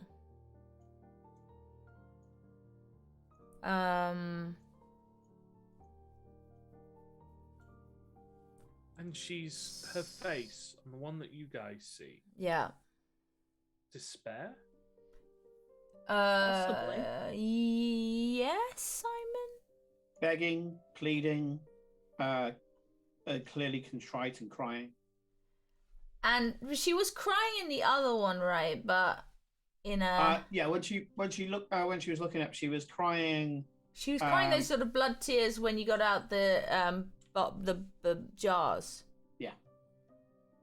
But the statue before was looking radiant or happy? Or... Yeah, the previous statue wasn't crying until you brought out the canopic jars. Whereas this one definitely looks distressed rather than actually crying in a way. So, and the other one, so this one looks like the succubus version, and the other one looked like more elven. Is that right? So, yep. She's like the two halves of her. A pale half-elven woman. Yeah. Actually, now that some of you have seen seen Lilith, it is Lilith. It is a very good statue of Lilith. Yeah. Okay. Well, we assumed as much, but yes. Well, she did mention herself. In the scene, the Tabaxi did turn around and call her Lilith to her face. So yes. Oh no, I mean we assumed that this statue was Lilith. Yeah. Beforehand as well. Now that's just confirmed it. Yeah. I don't think beer's gonna fix this one. We didn't drink. None of us has drunk the beer. One of you still got a frothing tankard of ale. Well, Glory, would you do the honors of drinking the ale a little bit? Not all of it. Just a little bit. We did feed her all the other drinks. We could give her ale too, but I'm not sure it's gonna work. How about no? And I hand the beer over to Farewell. Oh, I could have saw that one coming. Okay, so I go, one for you, and I put a little bit in the statue's goblet, and then I go... Statue hasn't got a goblet. Oh, I thought this was the one that did have a goblet that you... No, last time they poured it into the statue's mouth. Oh, in that case, one for the statue, or one for Farewell. Okay, when you dribble some beer into the statue's mouth, you hear the same dwarven voice go, "Fool," from the walls, and a bit of a sigh. But other than that, nothing. Look. The dwarf thinks we're stupid, which we are. Yeah, well, at least he's not attacking us this time. Yeah. And did you say that you were that you drank a bit yourself? Yes. Yeah. As it touches your lips, there's just something right about this beer. You feel like you should finish the whole tankard. Yep. Glug, glug, glug, Farewell! You're not meant to drink it all. Oh. Farewell, you think they're incorrect. I do finish it, and then I rip the loudest burp. Like, I'm talking like a proper cavern sort of like shaker. Well, great. Okay. I know I'm not really a beer guy, but that was really good. Glory, we should not have given him the beer, I guess. Farewell, you're not going to know this yet, but from now on, if you ever have to make a roll about Dwarven lore, you do so with advantage. And if you hadn't been proficient in Dwarven already, you would be able to speak it now. Okay. Please let him grow a beard. Yeah, but he's a water genasi, so the beard is would be foaming weird. like a beer. Just look like he's foaming at the mouth. That would be weird. Yeah, you have anything to do with Dwarven lore, so that could be Dwarven artifice, Dwarven architecture, Dwarven anything, Dwarven culture, speaking to dwarfs. You now do all of that with advantage. Nice. Cool. So basically I've got a form of stone cunning. That's cool. Yeah. Cool. Okay. It's typical. The one person who can speak Dwarvish drinks the bloody ale. Yeah. The ale was placed there so that if we you can understand if no one speaks Dwarven when you pull the lever. It allows you to understand the lever. Okay. So, she's in despair. Tell you what. Good ale, by the way. Damn It's good. really good. Not hoppy, citrusy notes. It's very nice. Not too gassy either. Really, really well done. Quite nice. The first thing with your new Dwarven lore that you understand that the tankard that you're holding is actually considered to be a mastercrafted tankard. Most war. If you were to use this in a tavern, it would normally be kind of like swag. It would be dwarven swag. I tie it to my belt. Yep. Okay. You now own dwarven swag. Yep. Right. Tell you what, got an idea. 2 rooms at the same time.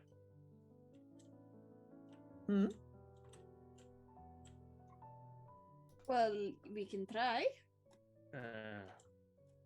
Because there's no switches or anything in here obvious, is there? There's just this statue, which Just is Just the statue that now seems to have 2 perspectives.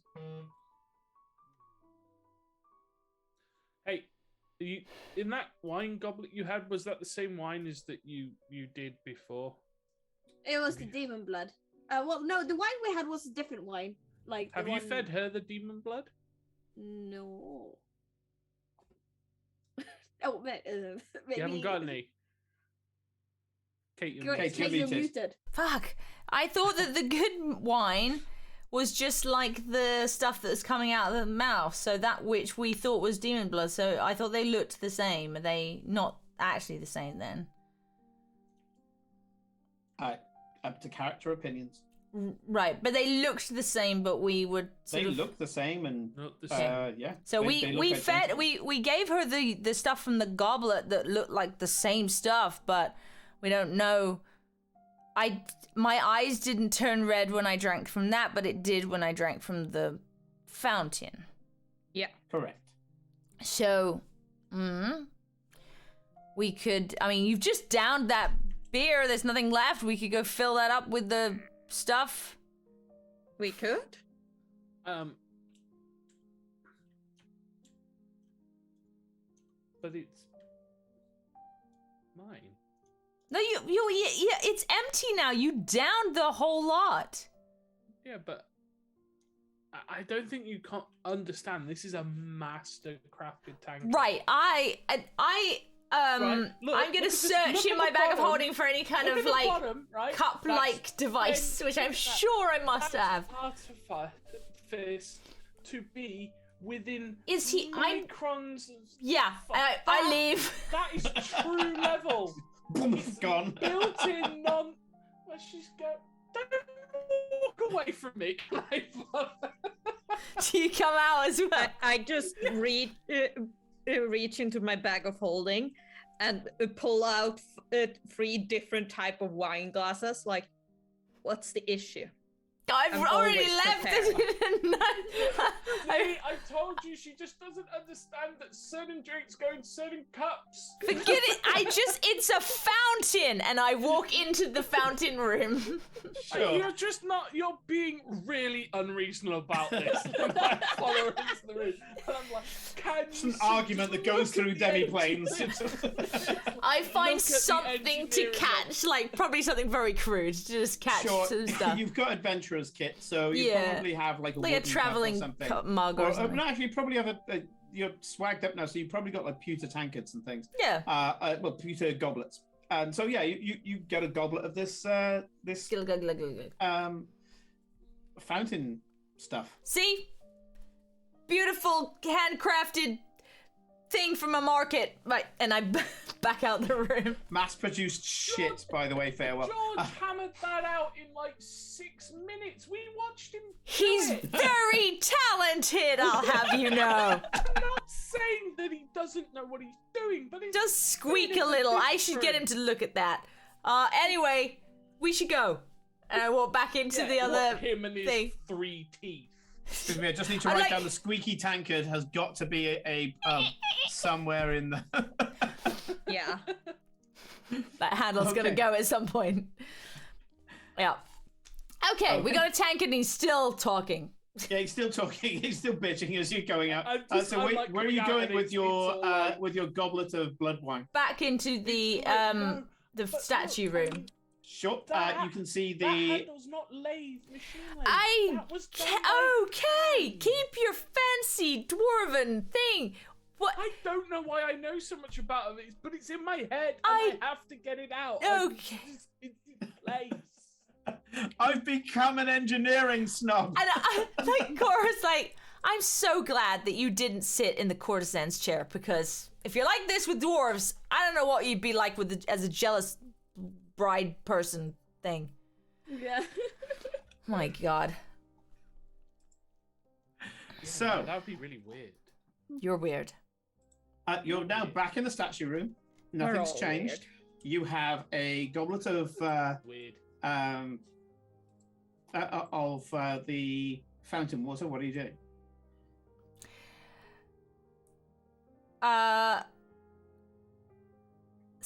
So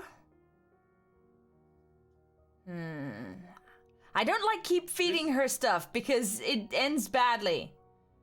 Well, but you two could drink from this, because then you could see the same thing we see, unless it's useful for us to not see the same thing. I don't know yet. I mean, I'd be hesitant. I say if I'm not actually drinking, right? Drinking and giving two two different perspectives, then I think it's useful that we keep that. But you know what? In for Electrum, in for a gold. Electro. What? Electro. That fancy foreign currency. Yeah. The one that the DMs fucking hate to use. Yeah. Which is the reason why I used it, because now it's like I throw it in that it technically exists, because whoever. Oh, did you put that in because of the dwarven law? Yeah. Oh, well done, well done. That was good. Yeah. Because it's one of the it's a hangover from like the times of pounds, shillings, and pence. Yeah. So that's why it's such a terrible currency to use, which is the reason why everything's given to you in silver, gold, or platinum, because that's easy to remember. That's decimalization, whereas Electrum technically falls into old money. Yeah. Yeah. That'll be 16 and 1/2 Electrum. Yeah. Yeah. Anyway, so yes, what are you going to do? Could explain why I don't understand it. Yeah, and 3 Electrums known as a threepence, just to make people really confused. Yes. And then we used to have a 5 very is half strange currency. Our money was in the UK. terrible. Our money was genuinely terrible. And within my own lifetime as well, which is very scary. Anyway, let's keep going. Mm-hmm. Yeah, so anyway, the adage I was going for was in for a penny, in for a pound. Yeah. Figured that. So Very clever. Yeah. I guess we might as well. We've got nothing really to lose than to feed her the last drink that we have. I'm just gonna stand close to the exit just in case. Oh yeah, be prepared to like run out. As you try feeding, and because it's Cora doing it, she's feeding the demonic side of things.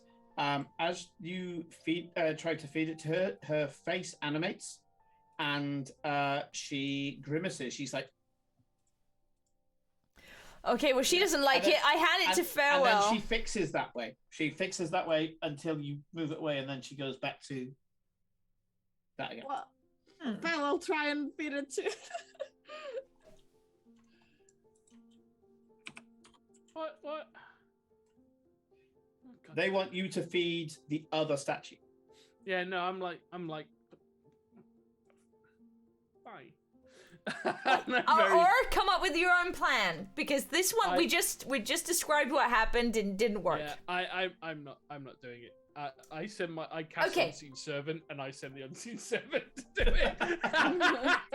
This we think you're just like not gonna do it, but no, you will actually do it. You just don't want to do it yourself. The half-elven woman also grimaces and closes her mouth, rejecting the drink. Okay. A lot of this seems to be kind of pre-programmed animation of the statues. Mm-hmm. Mm-hmm. Okay, feeding this statue drinks is clearly a bad idea. We should stop doing it. Whose idea was it? It's stupid. Okay,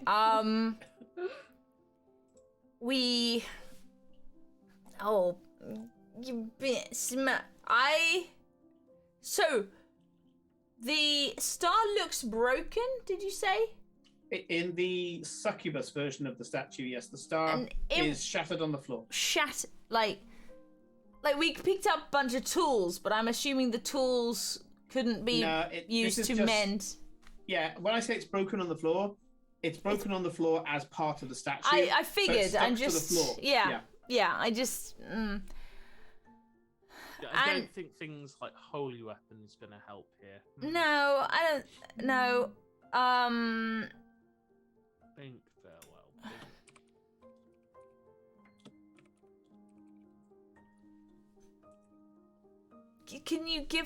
Can you show her the blueprints? Don't think that's going to help. I know. So it's got to be something about the fact that she's essentially herself has broken into her two forms, her original form and the form she was taking, and the original form or her demonic side is grieving the loss.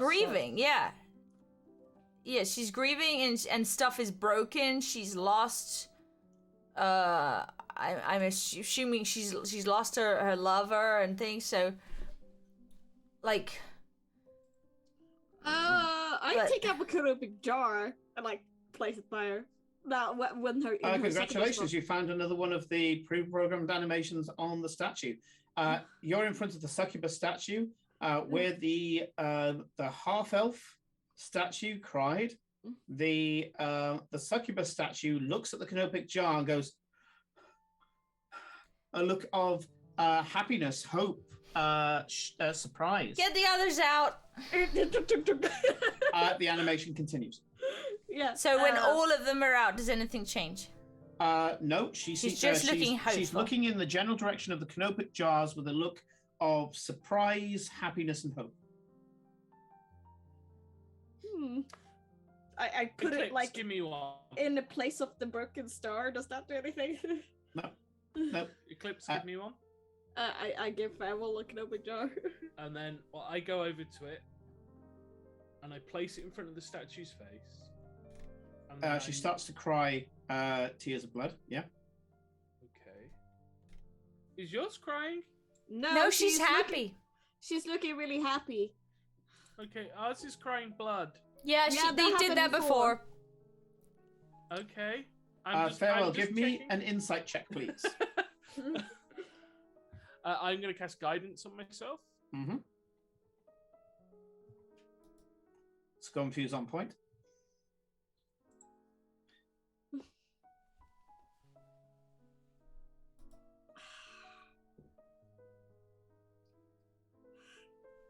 How do I time people out? You don't. Yeah, you don't time score them out for puns, or you'll never be in. For the sake of a terrible pun. That is maths. Oh, I can't add up. Hold on, sorry. I can't add up. 19. Tears of relief.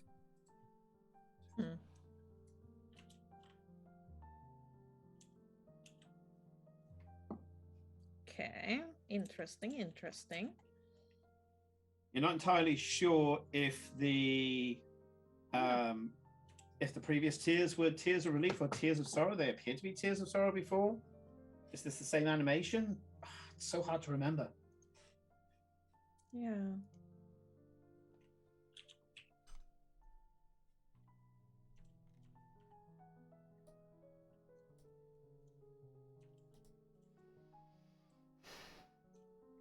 But it's clear that this statue has set responses. You've discovered a few of them already.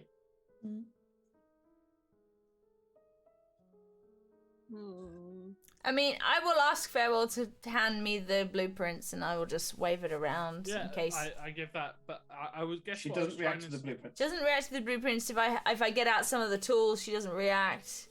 No. I will go over to the box thing with. Is she facing away or towards the box a little bit? Facing in the direction of the box, but not at the box. No. But... What position is her hands in? In your version, she's holding the star. In the other version, she's on all fours, so her hands are on the floor. Right, okay. I say a prayer to Pelor. The star in both version starts to glow of its own accord. Ooh, everybody else, join in my prayer for Pelor. I can't? Yeah, you can. It's No, okay. really, Eclipse. I got really this. can't do that. No, I got this. Don't worry about it. Don't worry about it. I got this. And I lead the prayer in our part. Okay. All it does is it continues to make the star glow. The glow persists for a while until the end of the prayer, and a little after the end of the prayer as well. I mean, there's part of me that wants to do something really, really left field here. Like, Go for it. totally left field. And it's not technical. I mean, the spell as written is only about an alignment shift, but it's so left field, and I really want to do it. Okay. Yeah. Rock's full rule did it.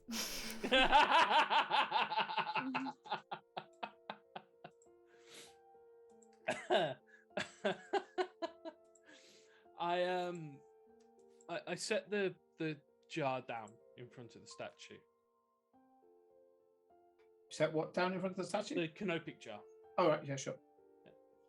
And I reach into my arms, my pouch, and I pull out some powdered silver, a little vial of just like oil, and a brush.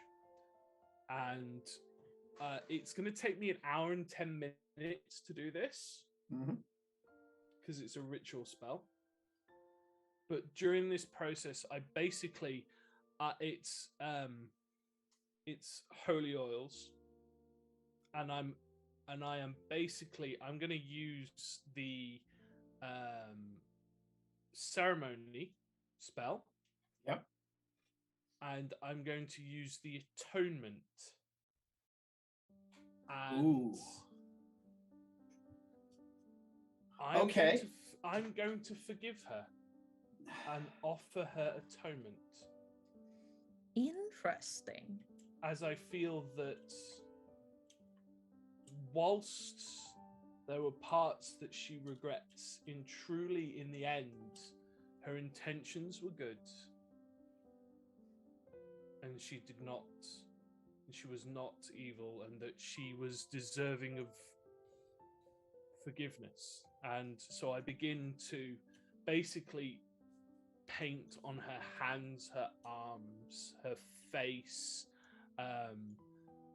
not just Pelor's stars, but there's ravens and sort of, as we were going through Naruka and places like that, just all sorts of different sort of everywhere that we've been chasing these, all different symbols. So by the time, what everybody can see on this statue is that every time that the Pelor sort of star lights up, you just see this sparkling, glowing sort of like tattoo that's all across her body. I didn't have anything prepared for this, obviously.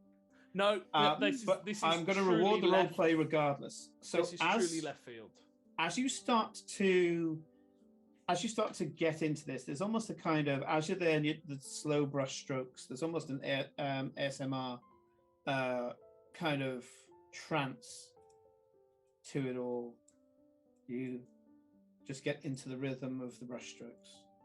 Whole world seems to disappear as you hyper focus down just this one task. And with the ritual, you're there, you're toning the prayer underneath. You hear footsteps behind you, or someone pacing on the flagstones behind you. You know it's none of the others. And you also know that if you were to turn around, the person who's there would no longer be there. A familiar voice says, "An interesting puzzle, isn't it? But one that needs to go through." And you can talk back. Yeah. Definitely challenging. It's always nice to be humbled, I suppose.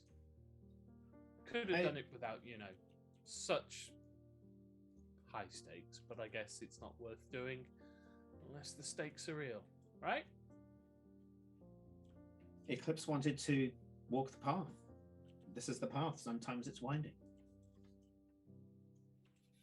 And this path was winding by design. And, well, if we cheated, like the others were trying to cheat, I don't think you'd go to the place that you intended to go. I think this is very much, you have to unpick the lock to get to the other side of the door. If you were simply to break the door, all that would be on the other side would be, what, rock? I'd hope not. I'd hope there'd be something, you know. So led you on a merry chase, then. I think everything that you've seen is important. Everything that you've seen is relevant.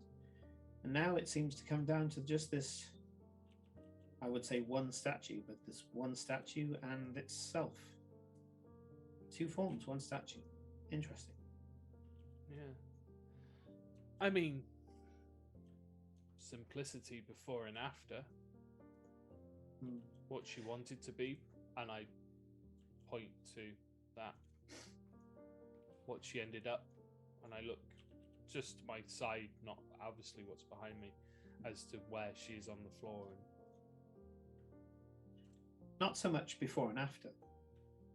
I think it's before and after a certain event, not necessarily a metaphysical or a literal. I think she can be the penitent fiend and the faithful servant at the same time. She will always have her past, even if she is no longer fiend. And I can't guarantee if she is or not. But regardless of what she was in the past, what she is now doesn't get detracted from that. She was a fiend and had the impulses. And yet when divinity allowed her to change, to become something different, better, I guess, that's subjective, she was able to be what she wanted to be. That's what it is in the end. It's a piece of divinity that's given to you all. Part that we don't give you, that you have as just being part of reality. The ability to actualize yourself. Fit into reality the way that reality needs you to. She understood that.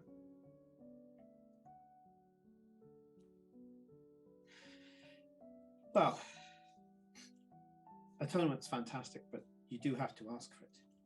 And there's a patting on your shoulder. Good thing for you, she asked for it long ago. So the ritual definitely works. And you feel presence leave. And drawing circles in the I can't even draw circles on the floor. There's no like sand or anything to like poke in. I mean, you know that Farewell keeps things like chalk and charcoal and other such things in his bag. So, you know, you're deft enough of hand to have I'm like drawing the little cartoon characters of us like with big question marks over our head in front of a door. I'm going to say that by the time you finish with the atonement spell, the half-elf Lilith has a peaceful look on her face once more, kind of a pious look on her face once more. The Karnatava statue, we'll name them differently, is still looking at the canopic jars with joy and hope.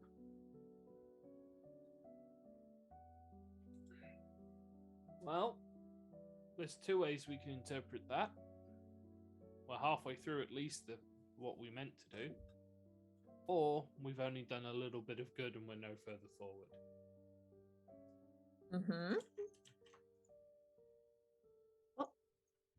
Well, you do remember that the voice that was behind you said it's clearly to do with the statue. You know that whatever you need to do it with the statue.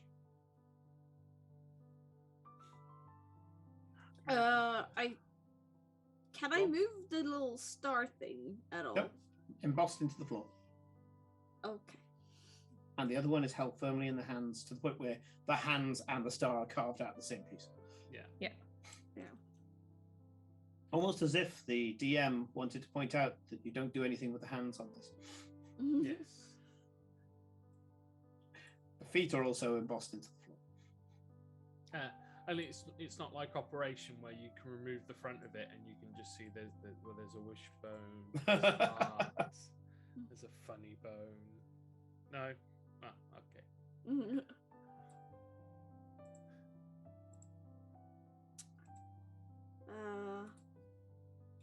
Well, I don't know.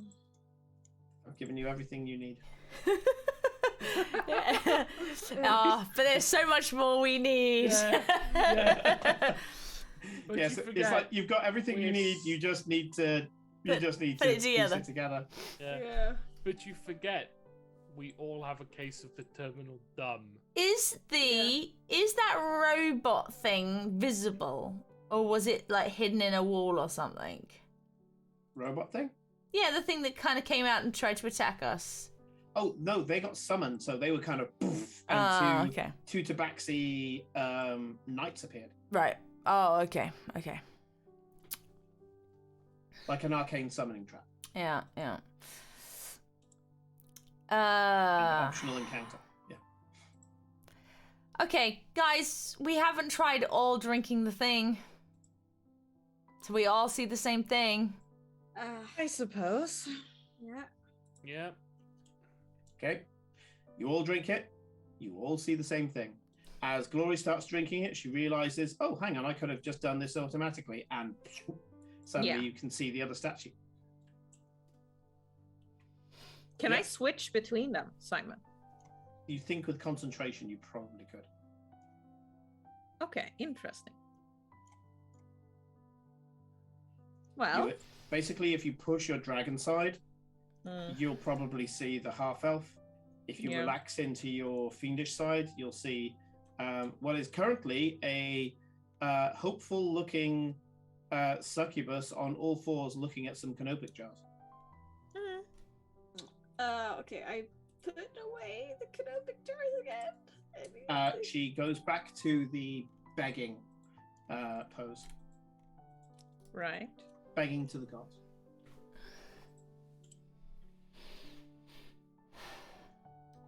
Did I do it on the wrong? No, I can't have done it on the wrong statue. I don't think that matters. Don't think that would have changed anything. I bumped through and back into the middle room. Yep. Anything different? No change. And so I'll just bump between the rooms and just check nothing's changed. Come back in. Nothing's changed. Everything's the same in the other rooms. It's clearly we haven't done something here. We're missing something from here. We don't understand this used to be the only thing that was real, this box, and then this box is just sitting there and we're ignoring it. It's gotta be something. I go over to it again and I just feel all the way around it, like, in case anything's changed. Completely fixed in space adamantite box that when Farewell looks at it can tell that it has been master welded. It is welded from a single sheet of adamantine. It has been folded perfectly into a cube, and then it has been heated and bradded to the point where it seems like a flawless cube. But there are small striations along some of the edges that show that it is actually a hollow cube that has been I bamf inside. Yeah. I go inside. You go inside the cube? Go inside what? You said that it might. I'm gonna try to go inside it. You push it, you can't get through it. No, I'm going to try and bamf inside it. You're gonna try and bamf inside it. You watch as I don't know if it's solid. Like, I'm gonna hurt myself, but so you're gonna Misty Step, yeah? No, I'm gonna use the cloak. Oh, the 5 foot. As you use the cloak, you realise that this is clearly warded as well. Your cloak does not allow you to go through. Okay. Oh.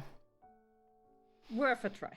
Well, no, it's a good idea. No, good idea. This this has to be significant. It's not just decoration. I put the open jars on the box. No, nothing happens. Although when you put the canopic jars in the box, the statue still detects them and starts with the hopeful look again. Towards whatever we put the jars in the room. Yeah. Does she look in the same direction every time, but No, she always looks at the jars. Always looks at the jars.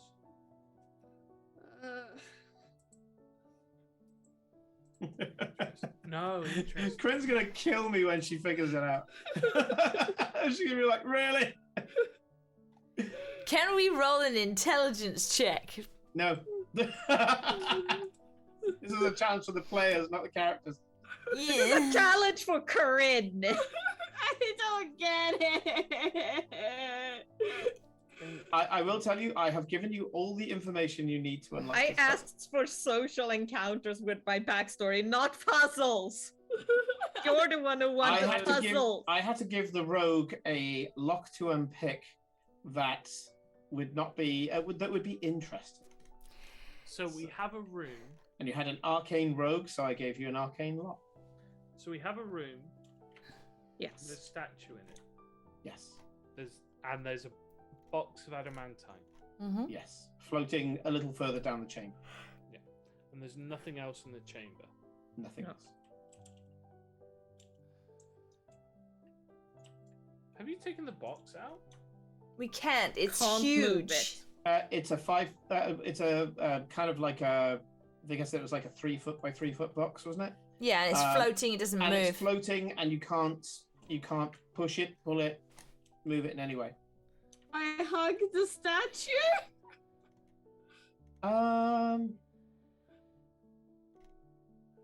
Eclipse have got that to the point where the statue animates. The statue animates to like a peaceful closing of the eyes, so it kind of like it's accepting the hug, but it doesn't animate further than that, and only the face animates.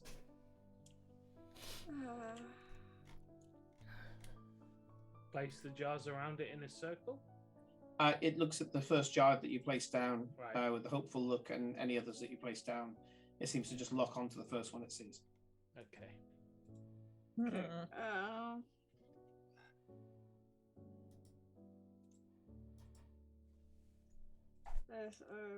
So, but if I push this box, it doesn't move. Nope. It's hovering in the air, and it has like a little bob of the kind of floating animation, basically.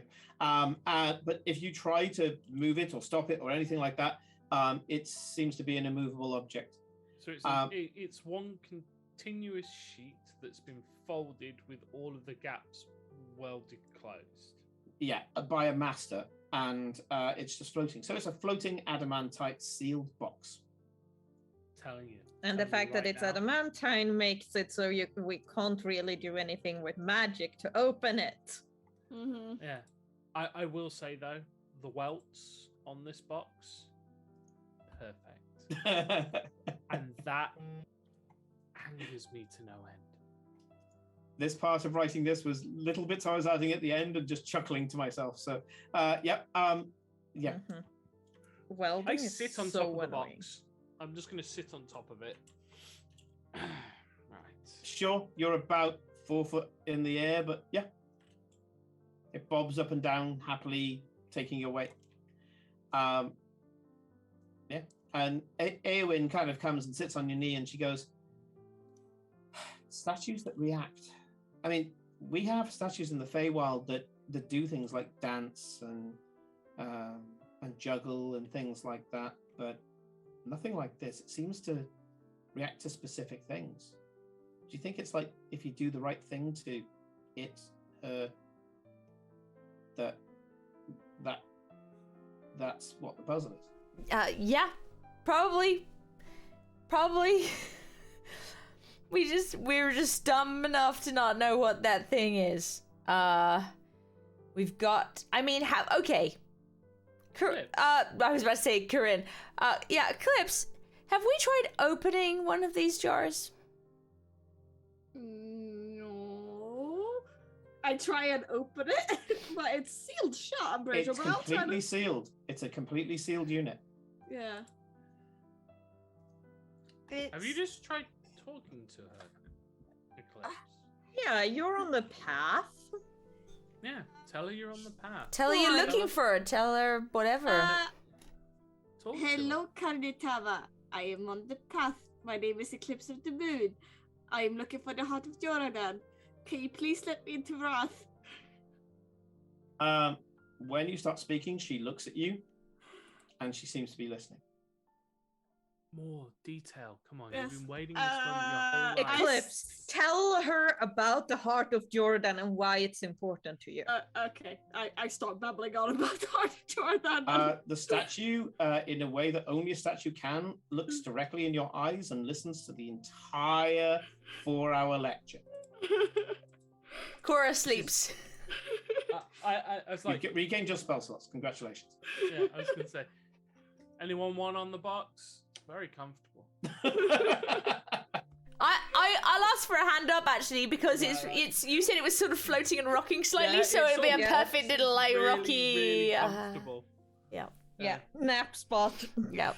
It's comfortable as fuck. I'm quite enjoying the box. But yeah, So I'm gonna sit there and I'm gonna meditate as well, and I'll. So the statue is listening to you. You just haven't Okay. said the right thing. Oh, God, what is there's nothing to say. I fucking loved writing this, by the way. Tell her You realise, tell her like, she's you the Heart sit of next to her. Jordan. Are you the Heart of Jordan? She keeps listening. You are the Heart of Jordan. She keeps listening. He's looking at you. Tell her we're here to I am rescue on the her. path. Tell her we're here to help her. I am on the path. Please open the door. I am. We do not wish to hurt Jordan, just help him, please. I know what you are. She stands up. Oh, okay. Oh, You've answered the question. There And was a your- question? and Where your- is Carnitava? How many fucking times did I have to say that question? And you get booted out of the chamber, except you're not on the same side of the door. motherfuck! I liked my box. As you get booted out, you're booted not out into the cave that you came into, but into what is quite clearly a very ornate corridor, carved beautifully into the side of the rock. And as you do so, you get booted out, and so does the adamantine box. As it gets eaten out, it's now like a big fucking adamantine D6. It goes ding, ding, ding, ding, and as it hits the floor, it starts to shrink in on itself, and it becomes an adamantine key, about a foot in length, a giant adamantine key. And what it does is that this thing has just crumpled and compressed itself into the key. Uh-huh. Of course. Of course. Well, No, I pick up the giant key and I go and find a lock. Yeah, I mean, it's not a giant key like this. I mean, it's like maybe like 3 fists long. So you hold it in the middle and you kind of like, it's about the length of a long dagger. Yeah. Yeah. Sure. And there's a corridor in front of you. I walk down the corridor.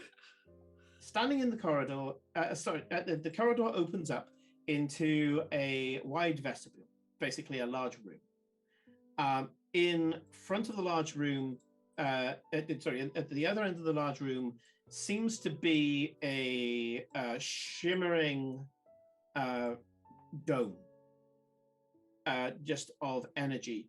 You can't see through it.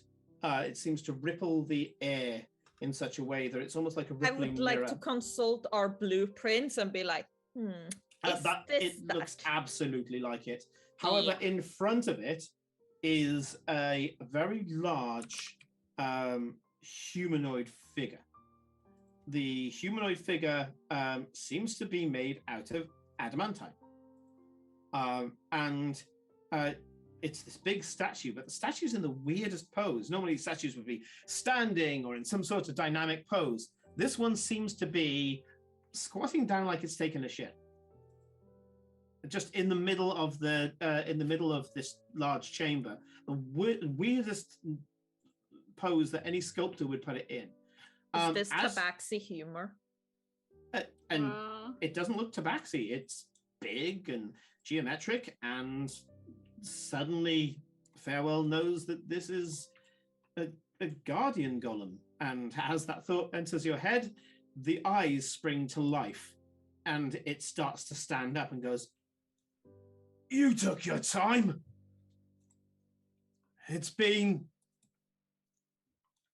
a long time." Well, it's not like you left an instruction manual out there. We ain't supposed to have one, is it? Well, if you're looking for constructive feedback, user interaction. What kind of puzzle would it be if it had like the answers on it? That's not a puzzle. That's just like not an answers, but a user guide. Do you know how much trial and error we had to go through? I mean, it's not our fault. We're sat here beta testing this for you. I don't know who beta is, but it's no. It was supposed to be, and it's Destiny, isn't it? Now, Destiny said that you'd get there in the end. Well, there you are then. So we'll get there in the end. It's the end. We're now here. You shouldn't complain. Well, I'm not complaining. I'm exclaiming. Time doesn't really pass for my kind. Well, then what's the fucking problem? What are you? I know. In general, it's worth commenting on. It's been a long time. It's like that corner is very dusty. I don't really have many things to comment on in the vast existence that I've had, which, by the way, mostly concerns me being made and then being put into this chamber. What are you? I'm a golem. Oh. Sorry, did the large, expansive adamantine arms not... It's a construct. Yeah. And you're really well made. Oh, thank you. Yeah. I'm very nicely made. Several masters made me. Yeah. You see, I can tell. When you wanted to make the flesh one and we were all like, no. No, you don't want flesh golems. You want to make it as something good. Exactly. There we go. This is an acceptable direction. Flesh ones, no. Exactly. Steel. I like a man who appreciates fine craft. I mean, it's about the only thing that they used to talk about when I was being made, and therefore most of the conversation I have known in my life. Yeah, I really didn't until about 4.5 hours ago. Oh, you drunk the ale. Fantastic. Yeah. That's permanent, Oh, joy. As if I didn't have enough issues as it was. Well, it's just knowledge, isn't it? It's like reading a book. You have not met me. Well, I have now. True. No, you have now. Yes, no, yeah. That's very fair. And well met. So. I'm farewell. This is Eclipse. No, don't go. This is Cora. Yeah. This is Agori. All right. Yeah, sure. Oh, okay. So good to know. In 3 years, is that the first time we've used the "no, don't go" when he says his name is Farewell? Yeah. Yeah. 3 years we've been. So, who's the chosen one? That'd be me. The cat. The cat. I didn't want to. I didn't want to assume. Okay. No, that's good. Right. Okay. So, Tabaxi is chosen one. Fantastic. Great. Yeah. Okay. So this is how it goes. I'm going to try and pull all her arms and legs off and kill her. Okay. And if she's the chosen one, I won't succeed.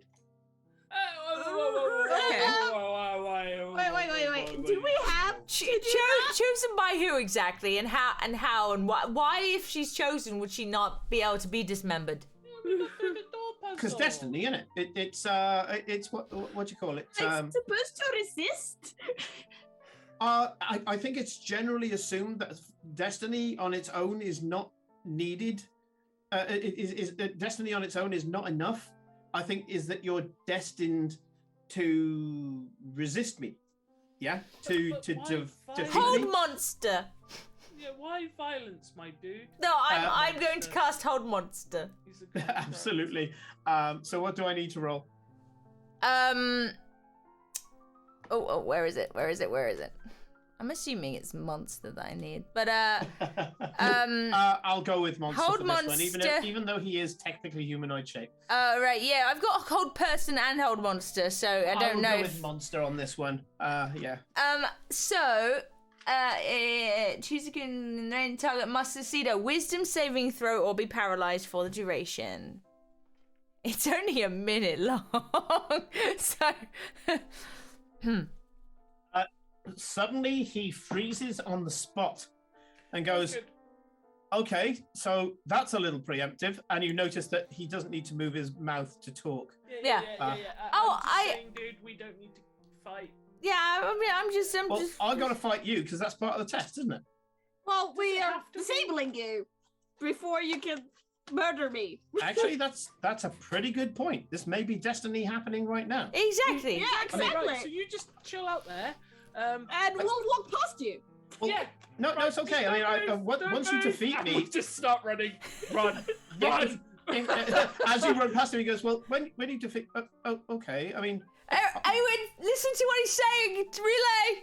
I messaged him. What did you want to say? You can reply to We're his not message. trying to be rude. He goes, We're really sorry, but we don't want to hurt you as actually you're not that bad of a dude. No one really told me the details on how you were going to defeat me, and now I'm really confused because technically you've got past me, and now I can't move, which means No I one can't needs pull to the get arms and legs hurt. off the chosen one. So technically speaking, I'm defeated, but I'm not entirely sure whether or not I've done my job or not. So it's basically counts. after you defeat me, I belong to you. So it's kind of a thing. But I was always confused about that part because if you defeated me, you've destroyed me, right? So I don't know how that works. This is how we defeat you, and you belong to us without destroying you. Yeah. I mean, technically, we I'm have kind of destroyed okay your with that, but- preconceptions of we destroyed your preconceptions of how you were going to be destroyed by technically not destroying you. That's got really metaphysical. I like that. Okay. Yeah, I suppose so. Okay, Yeah. do you want to release him and see if he Oh, it only lasts a minute, so I'm just gonna get some distance. I'm just running. I'm running as fast as my You legs don't need can to run take that me. far. Don't know where we were going, He was yeah. only about 30 foot away from the Shimmering Dome. Yeah. You're up to the Shimmering Dome. Yeah, I'm Okay, we're just gonna stand near it. Yeah, we're standing near it and letting him fall and see if he's comes charging at me. Come Okay. join us. The minute expires, he turns around and he goes, I'm really confused now. I'm not entirely sure what I'm supposed to be doing. Well, how about we tell you? How about Eclipse, as your new owner, can let you know that of how you can join us on this quest with Now, the chosen one. Eclipse, remember, a construct is for life, not just for your exercise. Not just for Duradance heart. I mean, technically, I'm for lots of people's lives. I'm going to tick on for quite a few centuries more. Oh wow! Millennia, actually, if we want to get down to brass tacks. Well, you ever seen the sea? Which is ironic, because I What? haven't got any brass tacks. what's your name? I don't know. Chosen one gives me the name. Okay, your name is... Don't be stupid. He's What gonna was have your this name? name for centuries. Give him a Gonna have nice this name. for millennia. He doesn't want to Silly. take your arms and legs off. He just saved your life. He saved your life. Think of something cool. Think. What He was he didn't- made Mercy! of? Mercy! Adamantine. You got all these Your names. name is Adam. Okay, seems fairly derivative, but I can go with that. Yep, my name is Adam. Oh. Still think Hi. Mercy was nicer, but okay. Hello, you got introduced as Eclipse. Is it Eclipse or Mistress or Master or... Eclipse is the moon. Eclipse is fine. Okay, Eclipse, cool. Right, so, yeah, I am technically defeated, not a scratch on me. I mean, there wouldn't have been anyway. I'm made of adamantine. I'm pretty sure that there was a way of defeating me without destroying me, because We did it. I've got to say, I'm kind of hard to break. Yes. They said that the people who made me said that they're sure you'd figure it out. You have looked at his back, by the way, because you walked past him while he was frozen. Excuse me. And you do There's notice a that keyhole. on his back is a number of different wrench bolts. Yep. Yeah. I mean, to be fair, I what pull I out was really the tempted to do Wrenches. was was to turn myself into water, go inside of him, and then just freeze and expand, and just watches all of his parts go. But this time, it probably would have just frozen him until he was able to move again. Because this isn't construct. This is a golem. He's magically animated. Yeah. Okay, so Adam. Yes, he could. So we're all good now. I appear so. I don't feel any pressing need or compunction to rip off your limbs. Great. Well, let's go. Can you go with us, or do you need to stay here? You're the one who makes the decisions. You're my owner. Okay, come with us then, Adam. I will come with you. Sure. Who gave Eclipse a golem? I am very confused by this. He's large, by the way, as in keyword large. Yeah. Well, we walk through the shivering thing, and that is where we cut the episode, I'm pretty sure. Yeah, that's going to be what we cut. I don't need you to tell me. I know that. That's why I can change it. So, there is one downside to Adam, and that is he only has a speed of 15 foot. Okay. He is slow and lumbering. Well, he's going to be useful when we fight the architect. So, I almost went back into Adam there. So you go up and you walk through the shimmering dome. And when you get in there, I'm going to reference Mortal Kombat as this ripped tabaxi slams his hand into the chest of a devil, pulls out its heart, and says, "Do better next time." And as he pulls out the heart, the body falls into ash. He wheels around and throws a throwing knife. I catch the straight knife. at you. You don't have that feat. You're not a monk. No, but it was I'm really cool. I'm really tempted that as he rips the heart out to just go, fatality. Flawless victory. You can say that you dodged the knife, and if you want to catch the knife for rule of course you can. And he turns and goes, "Oh." And that is where we are going to end for tonight. Fatality. KO. Very nice, very nice. What the two sessions or three of trying to get through a door? Two sessions for a door. 2 sessions for a door, but I mean, in all fairness, the number of rooms that you went through in that door justifies it was cool. We're not done like puzzles like that. When you turn around and said to Raph, "I know where Carnitava is," I was just like, "Oh my god, you got it right! You just said it to the wrong thing."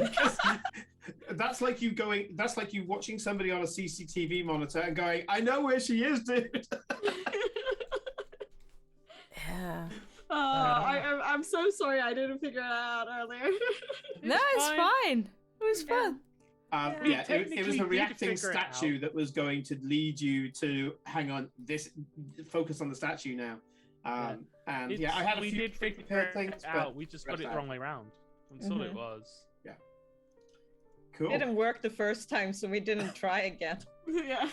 That's the problem. It's I was there thinking I had like a series of potential unlocks because I didn't want it to go on for too long. But the intended one was, I know where you are, or I know where Carnitava is, because when you sit down in that chair, and I thought, okay, they'll get this pretty quickly because Cora's already had a preview of the scene where all he's saying is over and over again, "Where is Carnitava?" These guys have like conditioned me to be like, "Oh no, don't tell anyone anything." You're free to tell people things, just not the important stuff. There we go. Anyway, a big thank you to our players and also to all the people in chat. Notice there's been quite a few of you tonight, and it's fantastic to see you all back again. We are going to be starting our new lineup. So yesterday we had a meeting with some of the DMs. It's going to be the end of some campaigns. There's Numenera is going to be wrapping up in a few sessions' time. and we are going to be starting a whole new host of other games. So we have my work cut out for me. Yeah, you've got a few frames to do, haven't you? Mm-hmm. And so we are doing one-shots, short shots. We are doing campaigns, but we're not doing sagas anymore, okay? Because I've done a few sagas. That's the last one I want to do for a while. So please keep an eye out on the Discord, because as the one-shots are coming up, we are going to be asking for people to come in and play. And because mixed community, we'll have all different combinations of you coming in and playing with us, and that's going to be fantastic. A few sneak previews. We have got return of Mike, who you saw. We did the Hammerheads one shot before.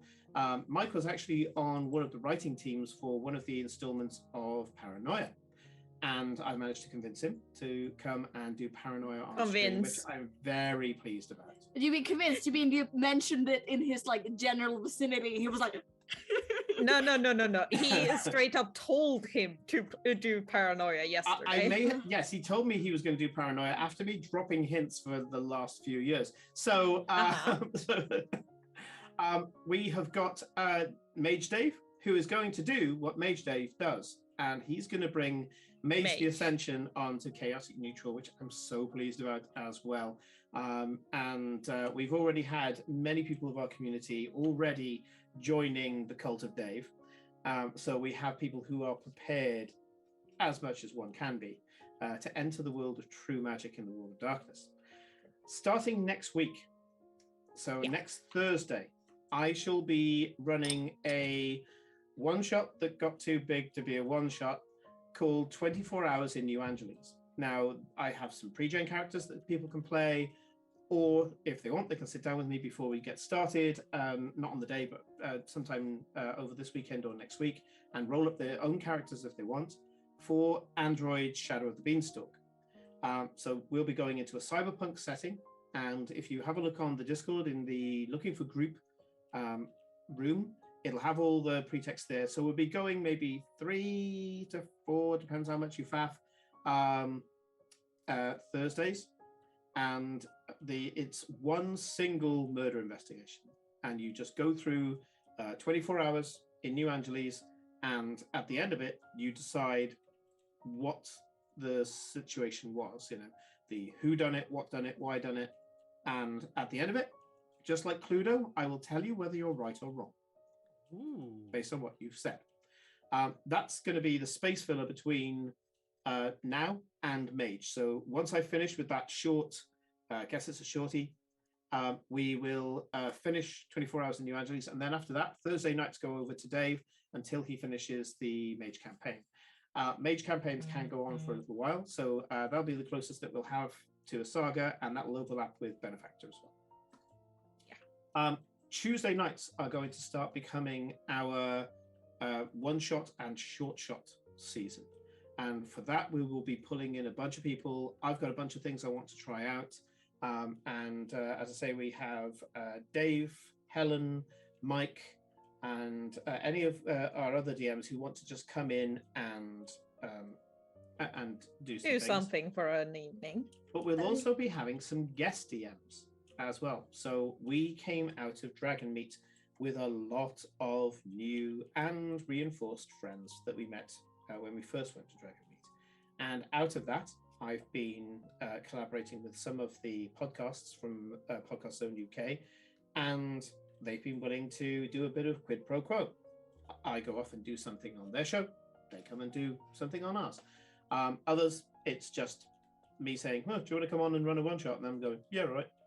We will be doing a number of kind of box openings as well. We will be doing Versen. We will be doing, actually Versen twice, because I want to run it and Dave wants to run an investigation as well. When it comes out, we will be doing Versen, Mythological Britain and Ireland as well. We will be doing a Nordic adventure, which is called Jotunheim. We will be doing a few others. And when Salvage Union comes out and I get my big shiny book from the Kickstarter, we'll be running a short campaign of that as well, because it's supposed to be a campaign where you pick stuff up and do things with them. So there's lots of things that's going to come on. Tuesday's going to be a very mixed bag with lots of things to explore as well. And if anybody has any systems that they want to propose to us that we can pick up and do, then we are all ears with regard to that. So keep an eye on Kickstarters and so forth as well. Other than that, it's starting off pretty strong this year, not only with the number of people who are stepping forward with the things that we can do, but also with the things that we're doing online. There are as many games going on behind the scenes and off stream as they are on stream. We've now got a lot of people who are playing Final Fantasy together. I've now got a zombie killing squad. I've got so many people playing 7 Days to Die with me. It's fantastic. So we've got understand nothing, but I am there and I have a pink shotgun. Yes. Yeah, yep. I heard the story about the shotgun yesterday. Simon was telling me. I've been wanting to have a crew to play that game with since I stopped playing with Bearded Guys Gaming because they went on to Sea of Thieves, and now I've got like 6 or 7 people I can play with. I'm so happy. So lots of things to go for. Please keep putting suggestions in our Discord. If you're willing to run things, and Hermit and his pink demon, yeah, that's the thing you need to know about. It's his bike in 7 Days to Die. Please come forward and do what a community does. If you want to offer offline streams, if you don't want all the pressure of streaming, go ahead. Go ahead and offer games. Tell one of the mods what your offer is. We'll put it into the Looking for group, and you can just run them. Okay, so please don't be a stranger. And if there's something that you've wanted to do, like for example, I started spouting off about 7 Days to Die, and now I'm trying to get the crew together for Deep Rock Galactic, then just say, you've got a community now. Let's use it. Anyway, we're going to sign off for the night. Good night, everybody, and have a fantastic weekend. Night-night. Good night. Bye.